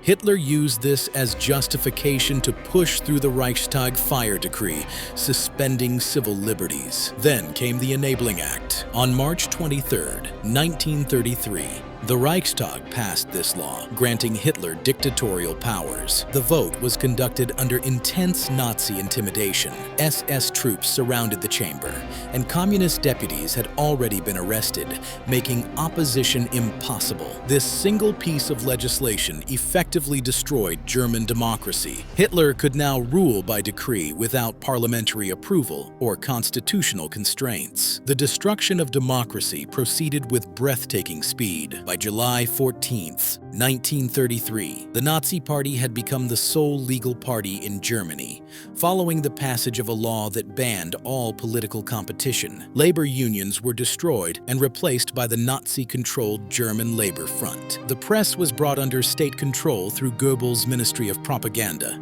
The Weimar Constitution wasn't formally abolished. It was simply ignored as Hitler ruled by decree.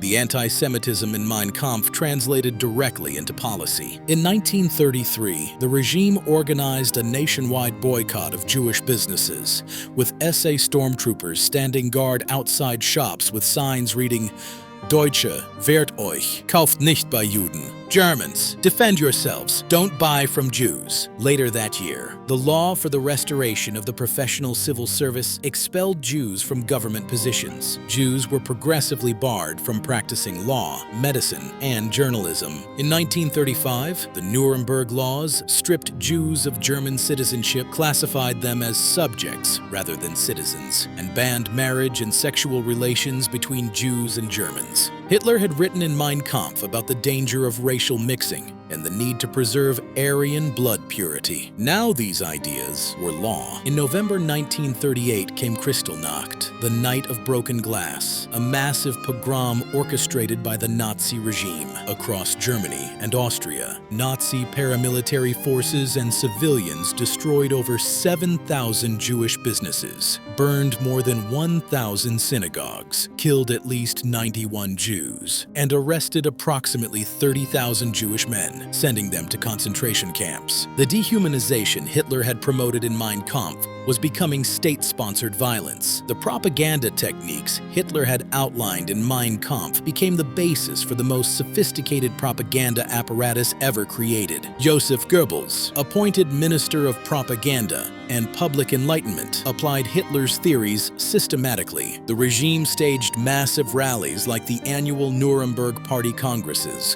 where hundreds of thousands gathered to hear Hitler speak, where torchlit processions and military displays created overwhelming spectacles of power. It produced films like Triumph of the Will and The Eternal Jew, glorifying Nazi ideology and demonizing Jews. It controlled radio broadcasting, subsidizing cheap people's receivers so every German household could hear Nazi propaganda. It rewrote textbooks to indoctrinate children from their first day of school. Most ominously, Hitler began preparing for the wars of conquest he had promised in Mein Kampf. In 1935, he announced German rearmament in open violation of the Versailles Treaty, and the international community did nothing. In 1936, he remilitarized the Rhineland, sending German troops into territory that Versailles had declared demilitarized. And again, France and Britain did nothing. In March 1938, he annexed Austria in the Anschluss, the connection or union, incorporating his birth nation into Germany and fulfilling his dream of uniting all German speakers, and the world accepted it. Later in 1938, Hitler demanded that Czechoslovakia cede the Sudetenland region, home to ethnic Germans. He threatened war if his demands weren't met. This triggered the Munich Conference, where British Prime Minister Neville Chamberlain and French Premier Édouard Daladier agreed to Hitler's demands, abandoning their Czech ally in exchange for Hitler's promise that he had no further territorial ambitions. Chamberlain returned to Britain, waiving the Munich Agreement and declaring peace for our time. Each of these acts of aggression had been telegraphed in Mein Kampf. Hitler had explicitly written about his intention to tear up Versailles, to unite all German speakers in one nation, to expand German territory eastward. He wasn't improvising. He was following his own published script, implementing the program he had outlined 14 years earlier. And even as Hitler was implementing this program, he was simultaneously denying it. Throughout the 1930s, Hitler repeatedly gave speeches calling for peace, insisting he had no further territorial demands after each new acquisition, claiming he wanted good relations with other nations. These reassuring words consistently contradicted both his book and his actions, creating cognitive dissonance that many Europeans resolved by believing the comforting lies rather than the uncomfortable truth. This dual strategy, publishing your actual intentions while publicly denying them, proved remarkably effective. It forced people to choose between Hitler's written program and his spoken reassurances. Many chose to believe what they wanted to hear rather than what Hitler had written, because accepting the truth of Mein Kampf would require action, would require confronting Hitler, would require risking another war. By 1939, Hitler had largely accomplished the domestic agenda outlined in Mein Kampf. Jews were being systematically persecuted and expelled from German society. Democracy had been replaced by total dictatorship. German society had been Nazified through propaganda, education, and terror. The military had been rebuilt and was ready for war, with an army far exceeding Versailles limits, a modern air force, and a growing navy. All that remained was the foreign policy agenda: conquest, Lebensraum, the subjugation of Eastern Europe, the realization of Germany's destiny as the dominant power on the continent. That would begin on September 1st, 1939, when Germany invaded Poland, and with it would come horrors that exceeded even what Hitler had explicitly written in Mein Kampf, though the seeds of those horrors, the ideology that made them possible, were undeniably present in the book from the beginning. Section 9, From Ideology to Genocide. The connection between Mein Kampf and the Holocaust is direct and undeniable, though the path from ideology to genocide was neither simple nor predetermined. Hitler's book didn't include detailed architectural plans for gas chambers or administrative procedures for death camps. Those specific mechanisms evolved during the war itself through a process historians call cumulative radicalization. But Mein Kampf provided the ideological justification for genocide, portraying Jews as an existential threat to Germany and laying the foundation for the mass violence that followed. Hitler had written with brutal clarity about his belief that Jews were a deadly threat to Germany and to the Aryan race. He had described them as parasites, as bacteria, as a racial infection that had to be eliminated to preserve German health. He had fantasized explicitly about gassing 12 or 15,000 of these Hebrew corruptors during World War I, claiming that such an act would have prevented Germany's defeat. The language of extermination,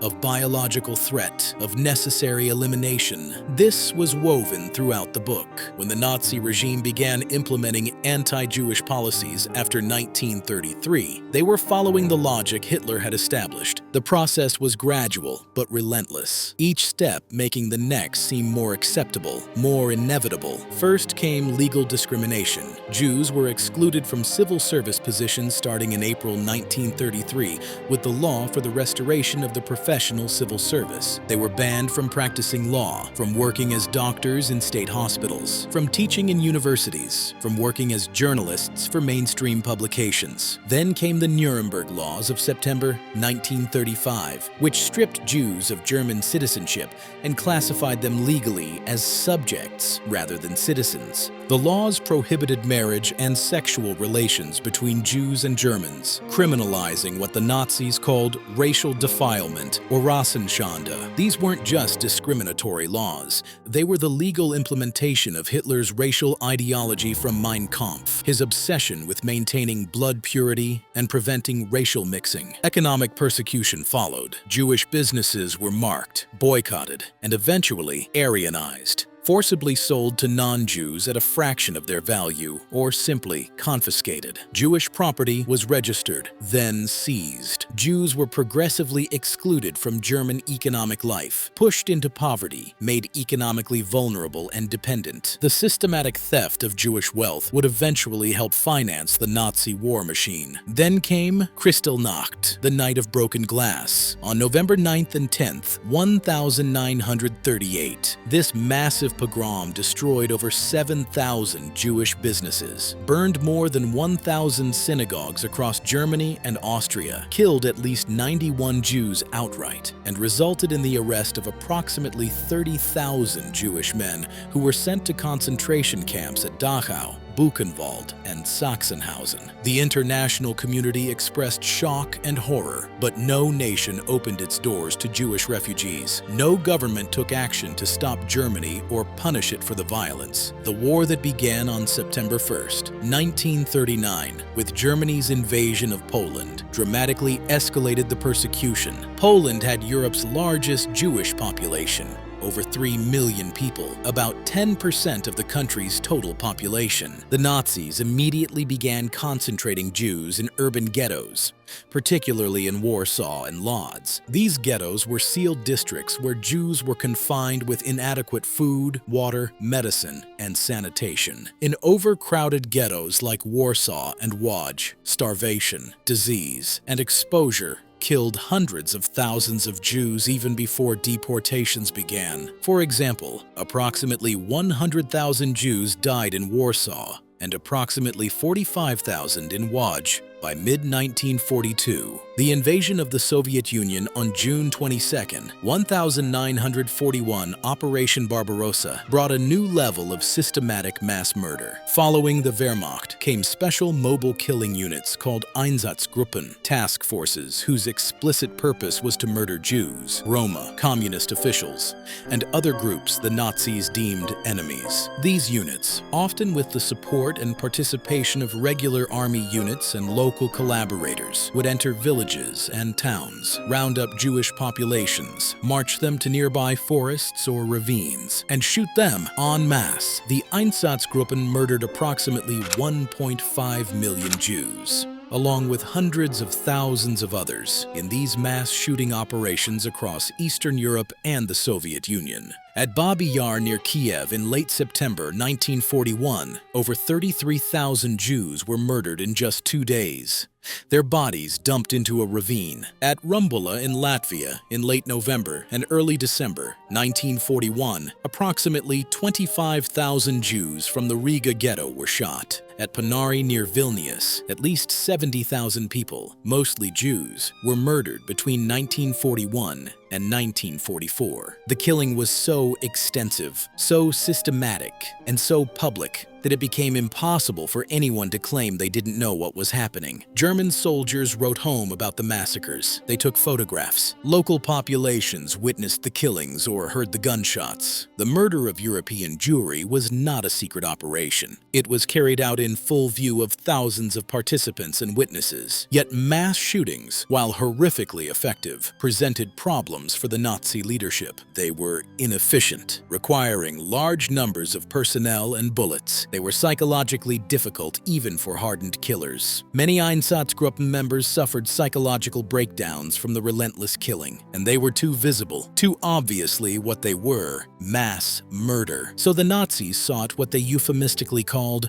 more humane methods, meaning methods that would be psychologically easier for the killers, not for the victims. They experimented with gas vans, trucks with engines modified to pump carbon monoxide exhaust into sealed cargo compartments, killing people through asphyxiation. These proved more efficient than shooting, but still had limitations in scale. The solution was the death camps. The first killing center, Chelmno, began operations in December 1941 using gas vans. Other extermination camps, Bełżec, Sobibor, Treblinka, were built in 1942 under Operation Reinhardt, along with Majdanek, and the largest of all, Auschwitz-Birkenau. These camps had one primary purpose: industrial-scale murder. They weren't labor camps where people died from harsh conditions, though Auschwitz also had a forced labor component. They were killing factories, designed and operated with bureaucratic efficiency. The methods varied by camp. At Auschwitz-Birkenau and Majdanek, victims were murdered in large gas chambers using the pesticide Zyklon B, a cyanide-based poison. At the Operation Reinhardt camps, Treblinka, Bełżec, and Sobibor, diesel engines pumped carbon monoxide into sealed chambers. Chelmno used gas vans exclusively, but the purpose was identical: mass murder on an industrial scale. Jews from across German-occupied Europe were transported to these camps in cattle cars, packed so tightly that people died during the journey from suffocation, dehydration, or disease. Upon arrival at camps like Auschwitz, SS officers performed selections.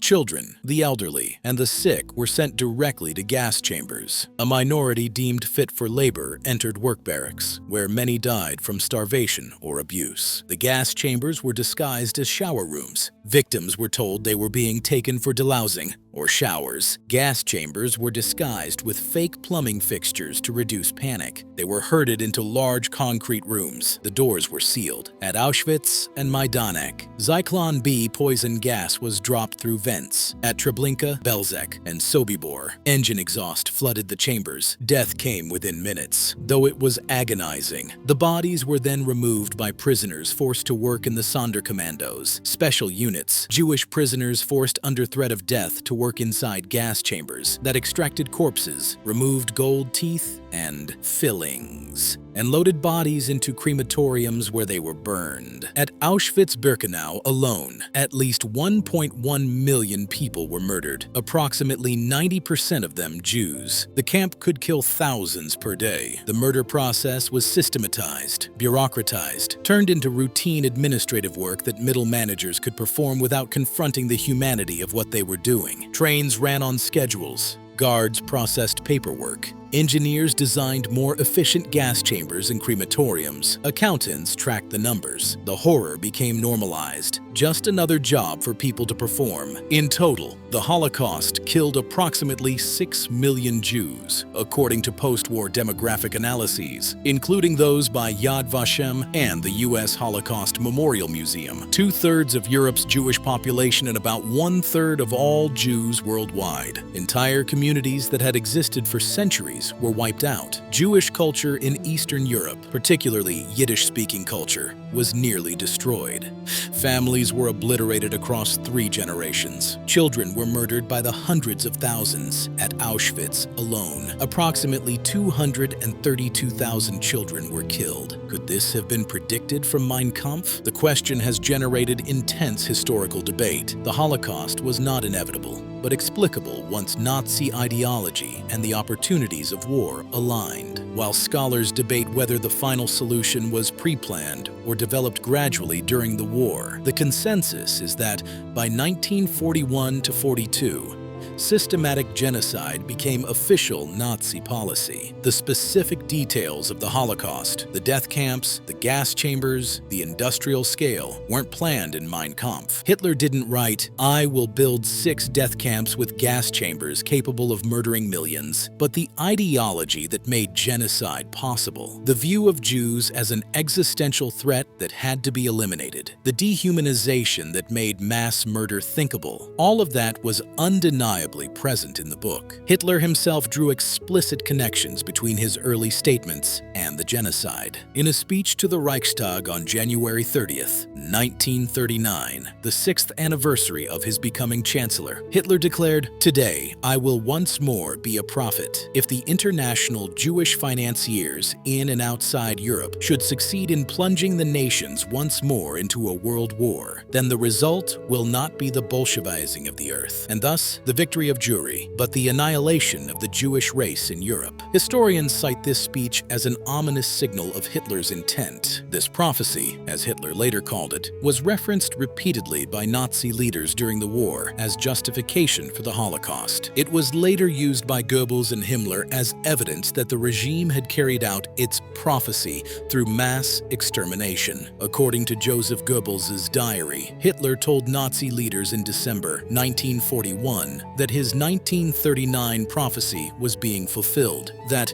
the annihilation of the Jews must be the necessary consequence. When Goebbels wrote in his diary about the mass murder of Jews, he referred back to this speech. When Himmler spoke to SS officers about the killings, he invoked Hitler's words. Goebbels' speeches and newspaper editorials routinely echoed language directly lifted from Mein Kampf, proof that the book was not only ideological background, but an active tool of Nazi propaganda. The language had evolved from the fantasies in Mein Kampf to explicit public threats to actual genocide, but the ideological thread connecting them was unbroken. At the Nuremberg trials in 1946, Allied prosecutors submitted Mein Kampf as evidence of the Nazi regime's ideological blueprint and criminal intent. British Deputy Chief Prosecutor Sir Elwyn Jones quoted from it extensively to show that the Nazi leadership had articulated genocidal and expansionist ambitions years before they acted on them. The tribunal accepted Mein Kampf as proof that the Holocaust and German aggression were not spontaneous, but premeditated. Jones made exactly this argument in his prosecution. The killing wasn't spontaneous, it was deliberate and premeditated, and it was written in Mein Kampf. It's worth noting that at the time of the Nuremberg trials, prosecutors estimated approximately 5 million Jews had been murdered. This was the figure available from wartime records and early investigations. Only later, as historians gained access to complete Nazi documentation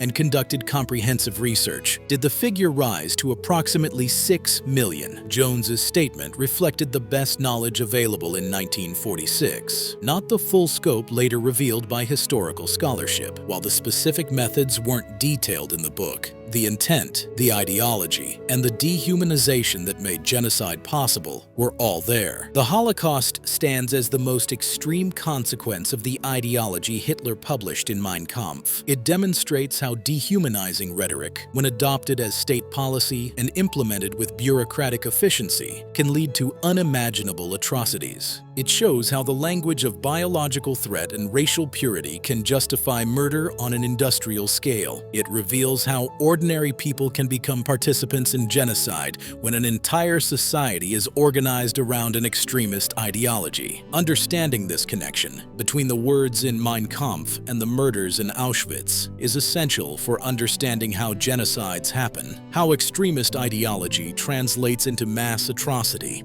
and why we must take seriously the violent rhetoric of those who gain political power. Section 10. The war Hitler promised. While the Holocaust was the most horrific consequence of Nazi ideology, World War II itself, which killed between 70 and 85 million people, was equally predicted in Mein Kampf. Hitler had written extensively about his belief that Germany needed Lebensraum, living space, in the East. He had explicitly identified Poland, Ukraine, and Russia as targets for conquest and colonization. He had promised to overturn the Treaty of Versailles and make Germany the dominant power in Europe.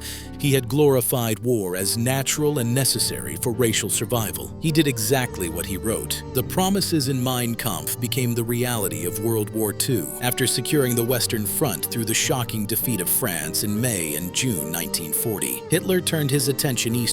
The invasion of the Soviet Union, codenamed Operation Barbarossa, began on June 22nd, 1941. It was the largest military operation in human history. Over 3 million German soldiers supported by Finnish and Romanian forces, along with volunteers from across Europe who joined what Nazi propaganda framed as a crusade against Bolshevism. The invasion's goals were precisely those Hitler had outlined in Mein Kampf. This wasn't merely military conquest to defeat an enemy army or occupy territory temporarily. This was racial war, a war of extermination and colonization. The Nazis planned to destroy the Soviet Union as a state, to kill or enslave tens of millions of Slavic people, and to colonize the territory with German settlers. Nazi planners drew up detailed blueprints for German cities to be built where Soviet cities currently stood, for autobahns connecting the new German territories, for agricultural estates worked by Slavic slave labor. The General Plan Ost, General Plan East, detailed these intentions with bureaucratic precision. This document, developed by the Reich Security Main Office under Heinrich Himmler, outlined plans for the murder, deportation, or enslavement of between 30 and 45 million people in Eastern Europe. The Polish nation would be destroyed, with most Poles either killed or driven eastward. The Baltic states would be depopulated and resettled with Germans. Ukraine's vast agricultural resources would feed Germany while millions of Ukrainians and Russians starved. The survivors would be kept as an illiterate slave class, forbidden education beyond the ability to count to 500 and sign their names. Elements of General Plan Ost were put into action across occupied Eastern Europe, including mass deportations, systematic starvation policies, and the establishment of German settlements on seized land. However, the full plan was never realized due to Germany's military defeats, particularly after Stalingrad in early 1943. This wasn't hidden policy, discussed only in secret meetings. Senior Nazi officials spoke about it openly in internal documents. Hermann Göring, Hitler's designated successor and head of the four-year plan that managed Germany's war economy, stated bluntly, "This year, between 20 and 30 million persons will die of hunger in Russia. Perhaps it is well that it should be so, for certain nations must be decimated." The war in the East was waged with extraordinary brutality, far exceeding anything seen on the Western Front. German forces treated Soviet prisoners of war as subhuman. Of approximately 5.7 million Soviet POWs captured by Germany, at least 3.3 million died in captivity, a death rate of over 55%, among the worst in modern military history, and largely the result of intentional neglect and starvation policies. They were starved deliberately, shot, worked to death, or left to freeze in open-air camps. This represented a deliberate policy, not an accidental tragedy of war. Hitler had written in Mein Kampf that Slavs were inferior races. Now that ideology translated into policy that treated Soviet POWs with murderous contempt. Entire villages suspected of aiding partisans were burned with their inhabitants inside. The town of Lidice in Czechoslovakia was completely destroyed in June 1942 as collective punishment after the assassination of Reinhard Heydrich. All men and boys over 16 were shot. Women were sent to concentration camps, and children were either gassed or, if they looked sufficiently Aryan, kidnapped for Germanization. Similar atrocities occurred across occupied Eastern Europe. The Siege of Leningrad, which lasted 872 days from September 1941 to January 1944, was deliberately designed to starve the city's population. Hitler ordered that the city not be occupied, but surrounded and starved into submission. Over 1 million civilians died during the siege, most from starvation. This wasn't a tragic side effect of military strategy. It was the strategy, the implementation of the racial war Hitler had promised in Mein Kampf. The occupied territories of Eastern Europe were subjected to systematic plunder. Food, resources, industrial equipment, art, everything of value was seized and shipped to Germany. The occupied populations were reduced to starvation rations. Those who couldn't work were considered useless eaters and left to die. Millions of civilians were shipped to Germany as forced laborers, working in factories and farms under brutal conditions. All of this flowed directly from the ideology of Mein Kampf. Hitler had written that Slavs were inferior races, that Germany needed their territory, that conquest was natural and war was necessary for racial survival. The difference between what he wrote and what he did was only a matter of scale and the specific methods employed. The fundamental program, the racial ideology, the goal of Eastern conquest, the plan for colonization, was there in the book for anyone who took the time to read it seriously. The war eventually consumed the entire world. The United States entered after Pearl Harbor in December 1941. Fighting spread to North Africa, the Mediterranean, the Atlantic, Southeast Asia, the Pacific. By the time Germany surrendered on May 8, 1945, and Japan surrendered on August 15, 1945, World War II had killed at least 70 million people, possibly as many as 85 million. The Soviet Union alone lost approximately 27 million people, roughly half of them civilians. Poland lost 6 million, half of them Jews murdered in the Holocaust. Germany lost about 7 million.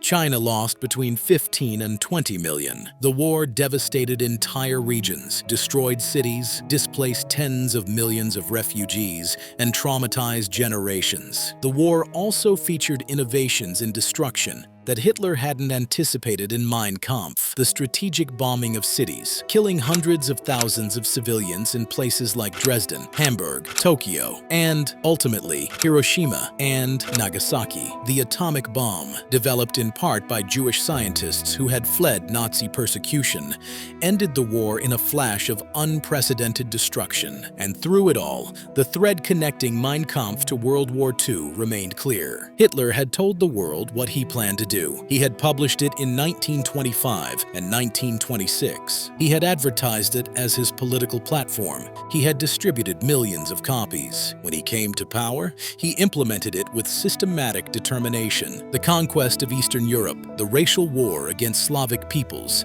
the creation of a German empire built on slave labor. All of this was there in the book. The tragedy is that the world had the warning. Hitler wasn't hiding his intentions. He wasn't speaking in code. He wrote it down, published it, and millions of Germans bought it. Foreign governments had access to translations. Journalists reported on it. Politicians debated it. And yet, the world failed to take it seriously enough to stop him before millions died. Section 11. Aftermath and Suppression. As Allied forces closed in on Berlin in April 1945, Germans began frantically destroying evidence of their Nazi past. Party badges were thrown away or buried, uniforms were hidden or burned, Nazi flags disappeared overnight, and millions of copies of Mein Kampf, the book that had been mandatory reading, the book displayed prominently in homes and offices as proof of loyalty, the book given as gifts at weddings, suddenly became toxic waste, as recounted in post-war testimony. Lutz Rakov, whose father Otto had warned about the book in 1938, remembered April 23,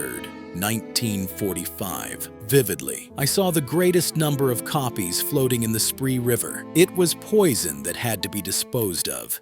Neighbors were throwing everything poisonous into holes, weapons, ammunition, and books that had become embarrassing, including Mein Kampf with its distinctive red cover. They covered it all with earth and prayed their guardian angels would protect them if the Russians discovered it, according to similar recollections. Karl-Heinz Rhine witnessed comparable scenes. People were afraid the Red Army would find Mein Kampf in their homes and identify them as committed Nazis, so they got rid of it any way they could, burning it, burying it, throwing it in rivers and lakes. The book that everyone was supposed to own suddenly became something nobody wanted to possess. The transformation was complete and revealing. A book that had been a symbol of loyalty and patriotism became evidence of guilt. A book that Germans had been pressured to buy and display became dangerous contraband that could mark you for prosecution or revenge. The speed with which Germans turned against Mein Kampf demonstrated how shallow much of their commitment to Nazi ideology had been. For many, it had been conformity rather than conviction, fear rather than faith. After Germany's unconditional surrender on May 8, 1945, Allied occupation authorities took control of Hitler's intellectual property. Post-war Germany did not ban Mein Kampf through formal censorship. Such a ban would have violated the new constitution's protections for free speech. Instead, the state of Bavaria held the copyright and refused all publication requests for 70 years, creating an effective publication ban. The copyright to Mein Kampf was assigned to the government of Bavaria, since Hitler's last official residence had been registered in Munich. This gave Bavaria legal control over the book's publication and distribution. The Bavarian authorities made a clear and immediate decision. The book would not be republished in Germany. All existing copies that could be found were collected, particularly from libraries and schools. The printing plates used to produce the book were destroyed. The publisher, Franz Ayer Verlag, was permanently closed, while no official German editions of Mein Kampf were reprinted after 1945. Due to the Bavarian government's refusal to authorize them, foreign language translations, particularly in English, Arabic, Turkish, and other languages, continued to appear, often through unauthorized or loosely regulated channels. Although not technically banned in countries like the United States, the book's availability was significantly curtailed through copyright control, particularly in Germany, where the state of Bavaria held the publishing rights and refused to authorize any new editions until 2015. Bavaria accomplished this through copyright control rather than censorship law. They refused to license publication and sued anyone who attempted to print the book in Germany. Possessing existing copies wasn't illegal, but producing new ones was copyright violation. This legal mechanism kept Mein Kampf out of German bookstores from 1945 until 2016. Outside Germany, the book's fate varied significantly by country. In France, Fernand Sorlot's publishing house continued printing Mein Kampf after the war. Despite his initial motivation to warn people about Hitler, Sorlot recognized there was commercial demand. The book sold a steady average of 2,000 copies per year in France through the second half of the 20th century, some to historians and educators, some to neo-Nazis and fascists, some to readers drawn by morbid curiosity about the mind of history's most notorious dictator. In Britain and the United States, Mein Kampf remained legally available but commercially marginal. Houghton Mifflin continued publishing Mein Kampf in English in the US, though most mainstream bookstores didn't stock it prominently. When it was published, usually by academic presses, it typically came with scholarly introductions explaining its historical context and warning readers about its content. Sales were modest, except during occasional surges of interest related to Hitler documentaries, historical anniversaries, or controversies in the Soviet Union and later Russia. Mein Kampf was banned as fascist propaganda but circulated in limited editions for academic purposes. Given that the Soviet Union had lost 27 million people fighting Nazi Germany, there was no tolerance for Hitler's ideology being given any platform. In the Arab world, however, Mein Kampf found a troubling new audience. In countries hostile to Israel, the book's anti-Semitism resonated with anti-Israeli propaganda. Editions were published in Arabic, often with introductions praising Hitler's views on Jews or drawing parallels between Hitler's struggle and Arab conflicts with Israel, typically framed through an anti-Zionist lens, though such praise often ignores or denies the Holocaust. In Egypt, Syria, Lebanon, and the Palestinian territories. The book appeared in bookstores and was sometimes promoted by extremist groups. In 2005, a Turkish edition of Mein Kampf unexpectedly became a bestseller, with nearly 100,000 copies sold in just 2 months. This occurred during a period of rising Turkish nationalism, and the book appealed to some readers as a manual of strong leadership and national assertion. Turkish intellectuals expressed alarm, but the sales demonstrated that removed from European historical context, Hitler could be repackaged as merely authoritarian rather than as fundamentally evil. Most unexpectedly, the book became surprisingly popular in India, starting in the 1990s. Mein Kampf has been openly sold in Indian bookstores, sometimes appearing in business and management sections as a guide to leadership and success, often stripped of its historical context and genocidal ideology. Some Indian business schools have reportedly used it as a case study in organizational strategy and motivational techniques, a grotesque distortion that ignores the book's genocidal ideology and treats Hitler merely as an effective leader. The Indian phenomenon reveals something important about how extremist ideology travels across cultures. Removed from the European context, without the Holocaust as immediate historical memory, without significant Jewish populations, without the visceral understanding of what Nazi ideology produced, Hitler can be reinterpreted. His anti-Semitism seems less relevant. His nationalism resonates differently. His authoritarianism appeals to those seeking strong leadership. The specific horror of Nazism feels more distant, more abstract. This demonstrates how extremist ideology adapts and survives.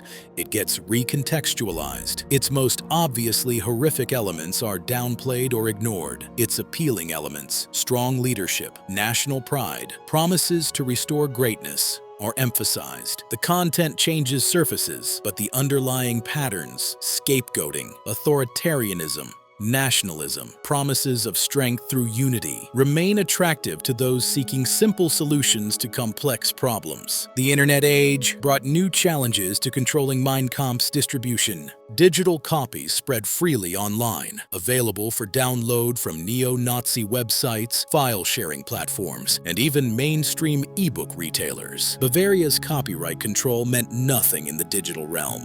Anyone with internet access anywhere in the world could read Hitler's book, often in versions without scholarly context or critical commentary. White supremacist and neo-Nazi groups actively promoted Mein Kampf as foundational reading for their movements. They created study guides, discussion forums, and annotated versions emphasizing passages they found most relevant to contemporary racist ideology. The book became a recruiting and radicalization tool, especially for online extremist communities where young people encountered Nazi ideology presented as forbidden truth rather than as discredited hatred. Then came 2016. And the copyright situation changed fundamentally, forcing Germany to confront how to handle Mein Kampf in a new era. And Section 12, the critical edition and modern debates. Under German and international copyright law, copyright expires 70 years after an author's death. Adolf Hitler died on April 30th, 1945, which meant copyright on Mein Kampf expired on January 1st, 2016. After 70 years of Bavarian control preventing republication, the book was entering the public domain. Anyone could now legally publish it in Germany. This created a genuine dilemma for German authorities and educators. If they did nothing, neo-Nazi publishers could produce editions without context or criticism, presenting Hitler's ideology without challenge. If they tried to ban it completely through other legal means, they would violate Germany's constitutional protections for free speech and create a forbidden fruit phenomenon that might make the book more attractive. The question was how to handle Mein Kampf responsibly in the 21st century. The solution was a critical edition, the Institute for Contemporary History in Munich. The Institute for Zeitgeschichte, one of Germany's leading historical research institutions, had spent several years preparing for this moment. A team of scholars led by historians Christian Hartmann, Thomas Fordermeyer, Othmar Pluckinger, and Roman Tupel worked to create a version of Mein Kampf that would be educational rather than propagandistic. The result was published in January 2016, a 2-volume scholarly work totaling almost 2,000 pages. Hitler's original text appears unchanged, but it's surrounded by 3,500 scholarly annotations, critical commentary that appears on every page, often occupying more space than Hitler's original words. These annotations serve multiple essential purposes. They correct Hitler's numerous factual errors, his misrepresentations of history, his false claims about opponents, his invented statistics. They provide historical context for his claims, explaining what was actually happening in Germany and Europe when Hitler was writing. They trace where his ideas came from, identifying which pseudo-scientific racial theories he borrowed, which anti-Semitic tracts he plagiarized, which conspiracy theories he absorbed. The annotations document how Hitler's rhetoric was used to justify specific policies and atrocities, drawing direct lines from passages in the book to Nazi crimes. They challenge his arguments systematically, exposing the logical fallacies, the false premises, the manipulative rhetoric. They include testimony from Holocaust survivors and historical photographs documenting what Hitler's ideology produced in practice. The critical edition makes clear that this is not Hitler's book being republished. It's a historical document being thoroughly debunked, analyzed, and contextualized. Reading it requires sustained intellectual effort, not passive absorption of propaganda. At approximately €59, significantly more expensive than typical books, it's positioned as a serious scholarly work, rather than casual reading. When the critical edition was published in January 2016, German authorities and historians were uncertain how it would be received. Would Germans want to engage with this dark chapter of their history? Would there be protest from Holocaust survivors and Jewish communities? Would neo-Nazis try to exploit the new availability? The response surprised many observers. Within weeks, the critical edition had sold 85,000 copies. It appeared in bookstore windows across Germany. Major newspapers reviewed it extensively.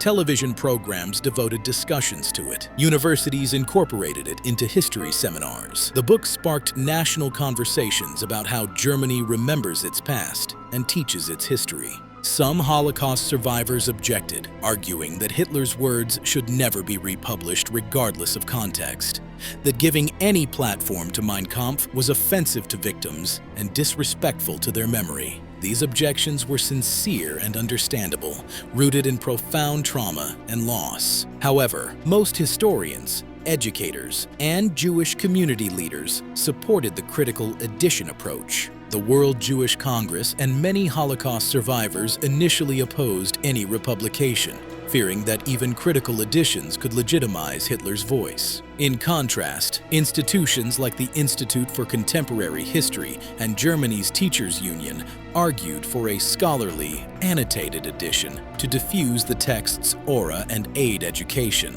The Central Council of Jews in Germany eventually supported the critical edition, noting that open study could help prevent future extremism. Holocaust education organizations recognized it as a tool for teaching about the origins of Nazi ideology. The consensus was that engaged, critical study of primary sources was preferable to leaving Hitler's words in the shadows where they could be romanticized or misunderstood. The sales figures sparked debate. Why were so many Germans buying it? Research and surveys suggested multiple motivations. Some purchasers were educators and students using it for historical study. Some were people who wanted to understand what Hitler actually wrote versus what they'd heard about the book secondhand. Some were history enthusiasts interested in primary sources. And yes, some were probably neo-Nazis or sympathizers seeking Hitler's original text, though the extensive critical commentary presumably made it less useful for propaganda purposes. France followed a similar path. The publisher, Fayard, working with a committee of historians including Nazi hunter Serge Klarsfeld and historians Florent Braillard and Andreas Wersching, prepared a French critical edition published in June 2021. Like the German version, it provided extensive annotations, 3,500 footnotes totaling 600 pages of critical commentary, designed to neutralize the hate and lies in Hitler's original text. The French edition was titled Historiciser le mal, historicizing evil, making clear its scholarly purpose. This approach, critical editions with extensive scholarly context, represents the current consensus among historians and educators about how to handle Mein Kampf in democratic societies. The goal is neither censorship nor uncritical distribution, but informed engagement with difficult history. The philosophy is that sunlight is the best disinfectant, that Hitler's ideas should be confronted and debunked rather than hidden away, where they might take on mystique and power through prohibition. Other countries have taken different approaches reflecting their own histories and values. Austria, Hitler's birthplace, initially planned to allow only the critical edition, but later permitted other editions as well. Israel allows Mein Kampf to be available in libraries and sold with appropriate context. The Netherlands, Russia, and several other countries maintain varying restrictions. There is no universal consensus because the tension between historical education and preventing hate speech remains genuine and unresolved. What's clear is that in the digital age, prohibition is largely ineffective. Mein Kampf is freely available online in numerous languages, often without any critical context. The question is not whether people can access it, they can, but whether they encounter it in forms that educate and immunize against extremism, or in forms that radicalize and recruit. Section 13. Teaching the unteachable. The question of how to teach about Mein Kampf extends beyond scholarly editions to classrooms, museums, and public discourse. How do educators help students understand this text's role in history without amplifying its hateful ideology? Most historians and Holocaust education specialists agree on several fundamental principles. First, Mein Kampf should never be taught in isolation. Students need to understand the trauma of World War I, the economic crises of the 1920s and 1930s, the political instability of the Weimar Republic, and the long history of European anti-Semitism. They need to understand why Hitler's message resonated, not just what it was. This contextual approach prevents dangerous misunderstandings that Hitler's rise was inevitable or uniquely German, rather than a manifestation of broader patterns of extremism and scapegoating that can appear in any society. It also shows that Hitler's appeal wasn't mysterious. He exploited real grievances and offered simple solutions to complex problems, exactly what demagogues do across history. Second, the focus should be on critical analysis rather than extensive reading. Students don't need all 700 pages. They need to understand key ideological elements, racial hierarchy, anti-Semitic conspiracy theories, Lebensraum, contempt for democracy, and rhetorical strategies. Selected passages with instructor guidance accomplish this more effectively than assigning the whole book. Third, teaching about Mein Kampf should connect to broader lessons about extremism, propaganda, and democratic fragility. Students should learn to recognize extremist rhetoric, the scapegoating, the big lie technique, the appeal to wounded pride, the personality cult. They should understand how democracies fail when citizens don't defend democratic values. The goal isn't to call every nationalist politician Hitler. Rather, it's to understand the patterns, how extremism attracts followers, how democratic norms erode, how ordinary people can support atrocities. So students can analyze their own political environments with critical thinking skills. Fourth, teaching requires sensitivity to victims and their descendants. For students whose communities were targeted by Nazi genocide, encountering Hitler's dehumanizing rhetoric can be deeply traumatic. Best practices include content warnings, alternative assignments when possible, and ensuring that victims' humanity remains central. The study should never become an abstract exercise that forgets the millions who died. Fifth, educators must guard against inadvertently recruiting for extremism. Teaching about Mein Kampf requires constantly emphasizing the moral bankruptcy of Nazi ideology, its catastrophic consequences, and the arguments against it. Difficult questions should be explored in ways that ultimately reinforce democratic values and human dignity. Sixth, Teaching should incorporate survivor testimony and victim perspectives. Organizations like the USC Shoah Foundation and Yad Vashem have collected thousands of hours of testimony. Hearing survivors describe what they experienced humanizes the statistics and provides moral clarity that abstract historical analysis cannot. The question of who should read Mein Kampf remains contentious. Scholars and advanced students need access to primary sources for serious historical research for general audiences. However, the educational value is less certain, and risks are more significant. Reading without proper context can be worse than not reading it at all. Hitler's rhetorical techniques can be persuasive even to readers who think they reject his ideology. The repetition, the emotional manipulation, the exploitation of grievances. These work on human psychology in ways that transcend rational disagreement with the content. For most people, reading analyses by trained historians provides better education than struggling through Hitler's original prose. In the digital age, however, the forbidden fruit effect is real. Banning access completely or shrouding the book in mystery can make it more attractive, especially to young people seeking transgressive knowledge or drawn to conspiracy theories about what they don't want you to know. A more effective approach ensures that when people encounter Mein Kampf, and many will given internet availability, they encounter it with critical context that challenges its claims and connects it to its horrific consequences. This is the challenge educators face: how to acknowledge the historical importance of Mein Kampf while preventing it from serving as a recruiting tool for contemporary extremism. How to study the rhetoric of hatred without amplifying it. How to understand the past without repeating it. The answer lies not in censorship, but in education. Not in prohibition, but in critical engagement. Not in forgetting, but in remembering with purpose. Remembering not just what happened, but how it happened. Not just the outcomes, but the processes. Not just the victims, but the warning signs that went ignored. Conclusion: when extremists tell you who they are. Hitler published his intentions in 1925 and 1926. He distributed millions of copies. He rose to power legally. He implemented almost exactly what he had written, and millions died because too few people believed he meant what he said. This is the lesson that transcends any single era. When extremists tell you who they are and what they plan to do, believe them. Don't assume it's just rhetoric. Don't assume they'll moderate once in power. Don't assume civilization will constrain them. Hitler told the world he hated Jews and saw them as an existential threat, and he murdered 6 million. He told the world he planned to conquer Eastern Europe, and he invaded, leaving 27 million Soviets dead. He told the world he despised democracy, and he destroyed it within months of taking power. The warning was there, available to anyone willing to read it seriously. The rhetorical techniques Hitler employed, the big lie, the scapegoating, the personality cult,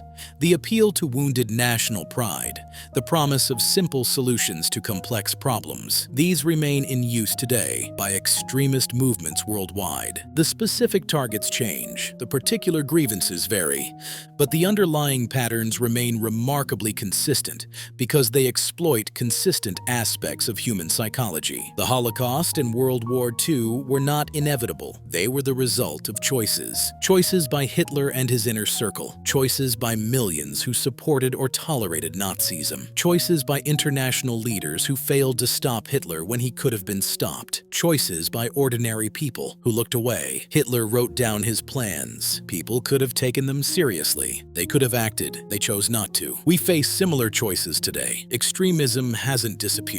Demagogues still exploit grievances and scapegoat vulnerable groups. Democracies remain fragile, dependent on citizens' willingness to defend democratic norms and values. The question is whether we've learned the lessons, whether we'll take extremists seriously when they tell us their intentions, whether we'll recognize the rhetorical patterns and resist them, whether we'll defend democratic values even when it's difficult, whether we'll speak up when others are scapegoated. As survivors pass away and Holocaust denial resurfaces online, understanding texts like Mein Kampf remains essential, not to understand the man, but to guard against the machinery of hate. The road from Mein Kampf to Auschwitz was traceable, The ideology Hitler published became the policy he implemented. Future roads need not follow the same path, but preventing them requires understanding how the first one was built, choice by choice, rationalization by rationalization, until millions were dead. That understanding begins with taking extremists at their word. It continues with education, critical thinking, and moral courage. And it succeeds only when enough people choose vigilance over complacency, truth over comfortable lies, and the defense of human dignity over simplistic answers. The challenge remains to learn from this history, to recognize its patterns when they appear, and to make different choices than those who came before. Before it's too late, before the warnings go unheeded, before rhetoric becomes reality. The video recommended next has been selected based on what you've just watched. Continue your journey. End of documentary script.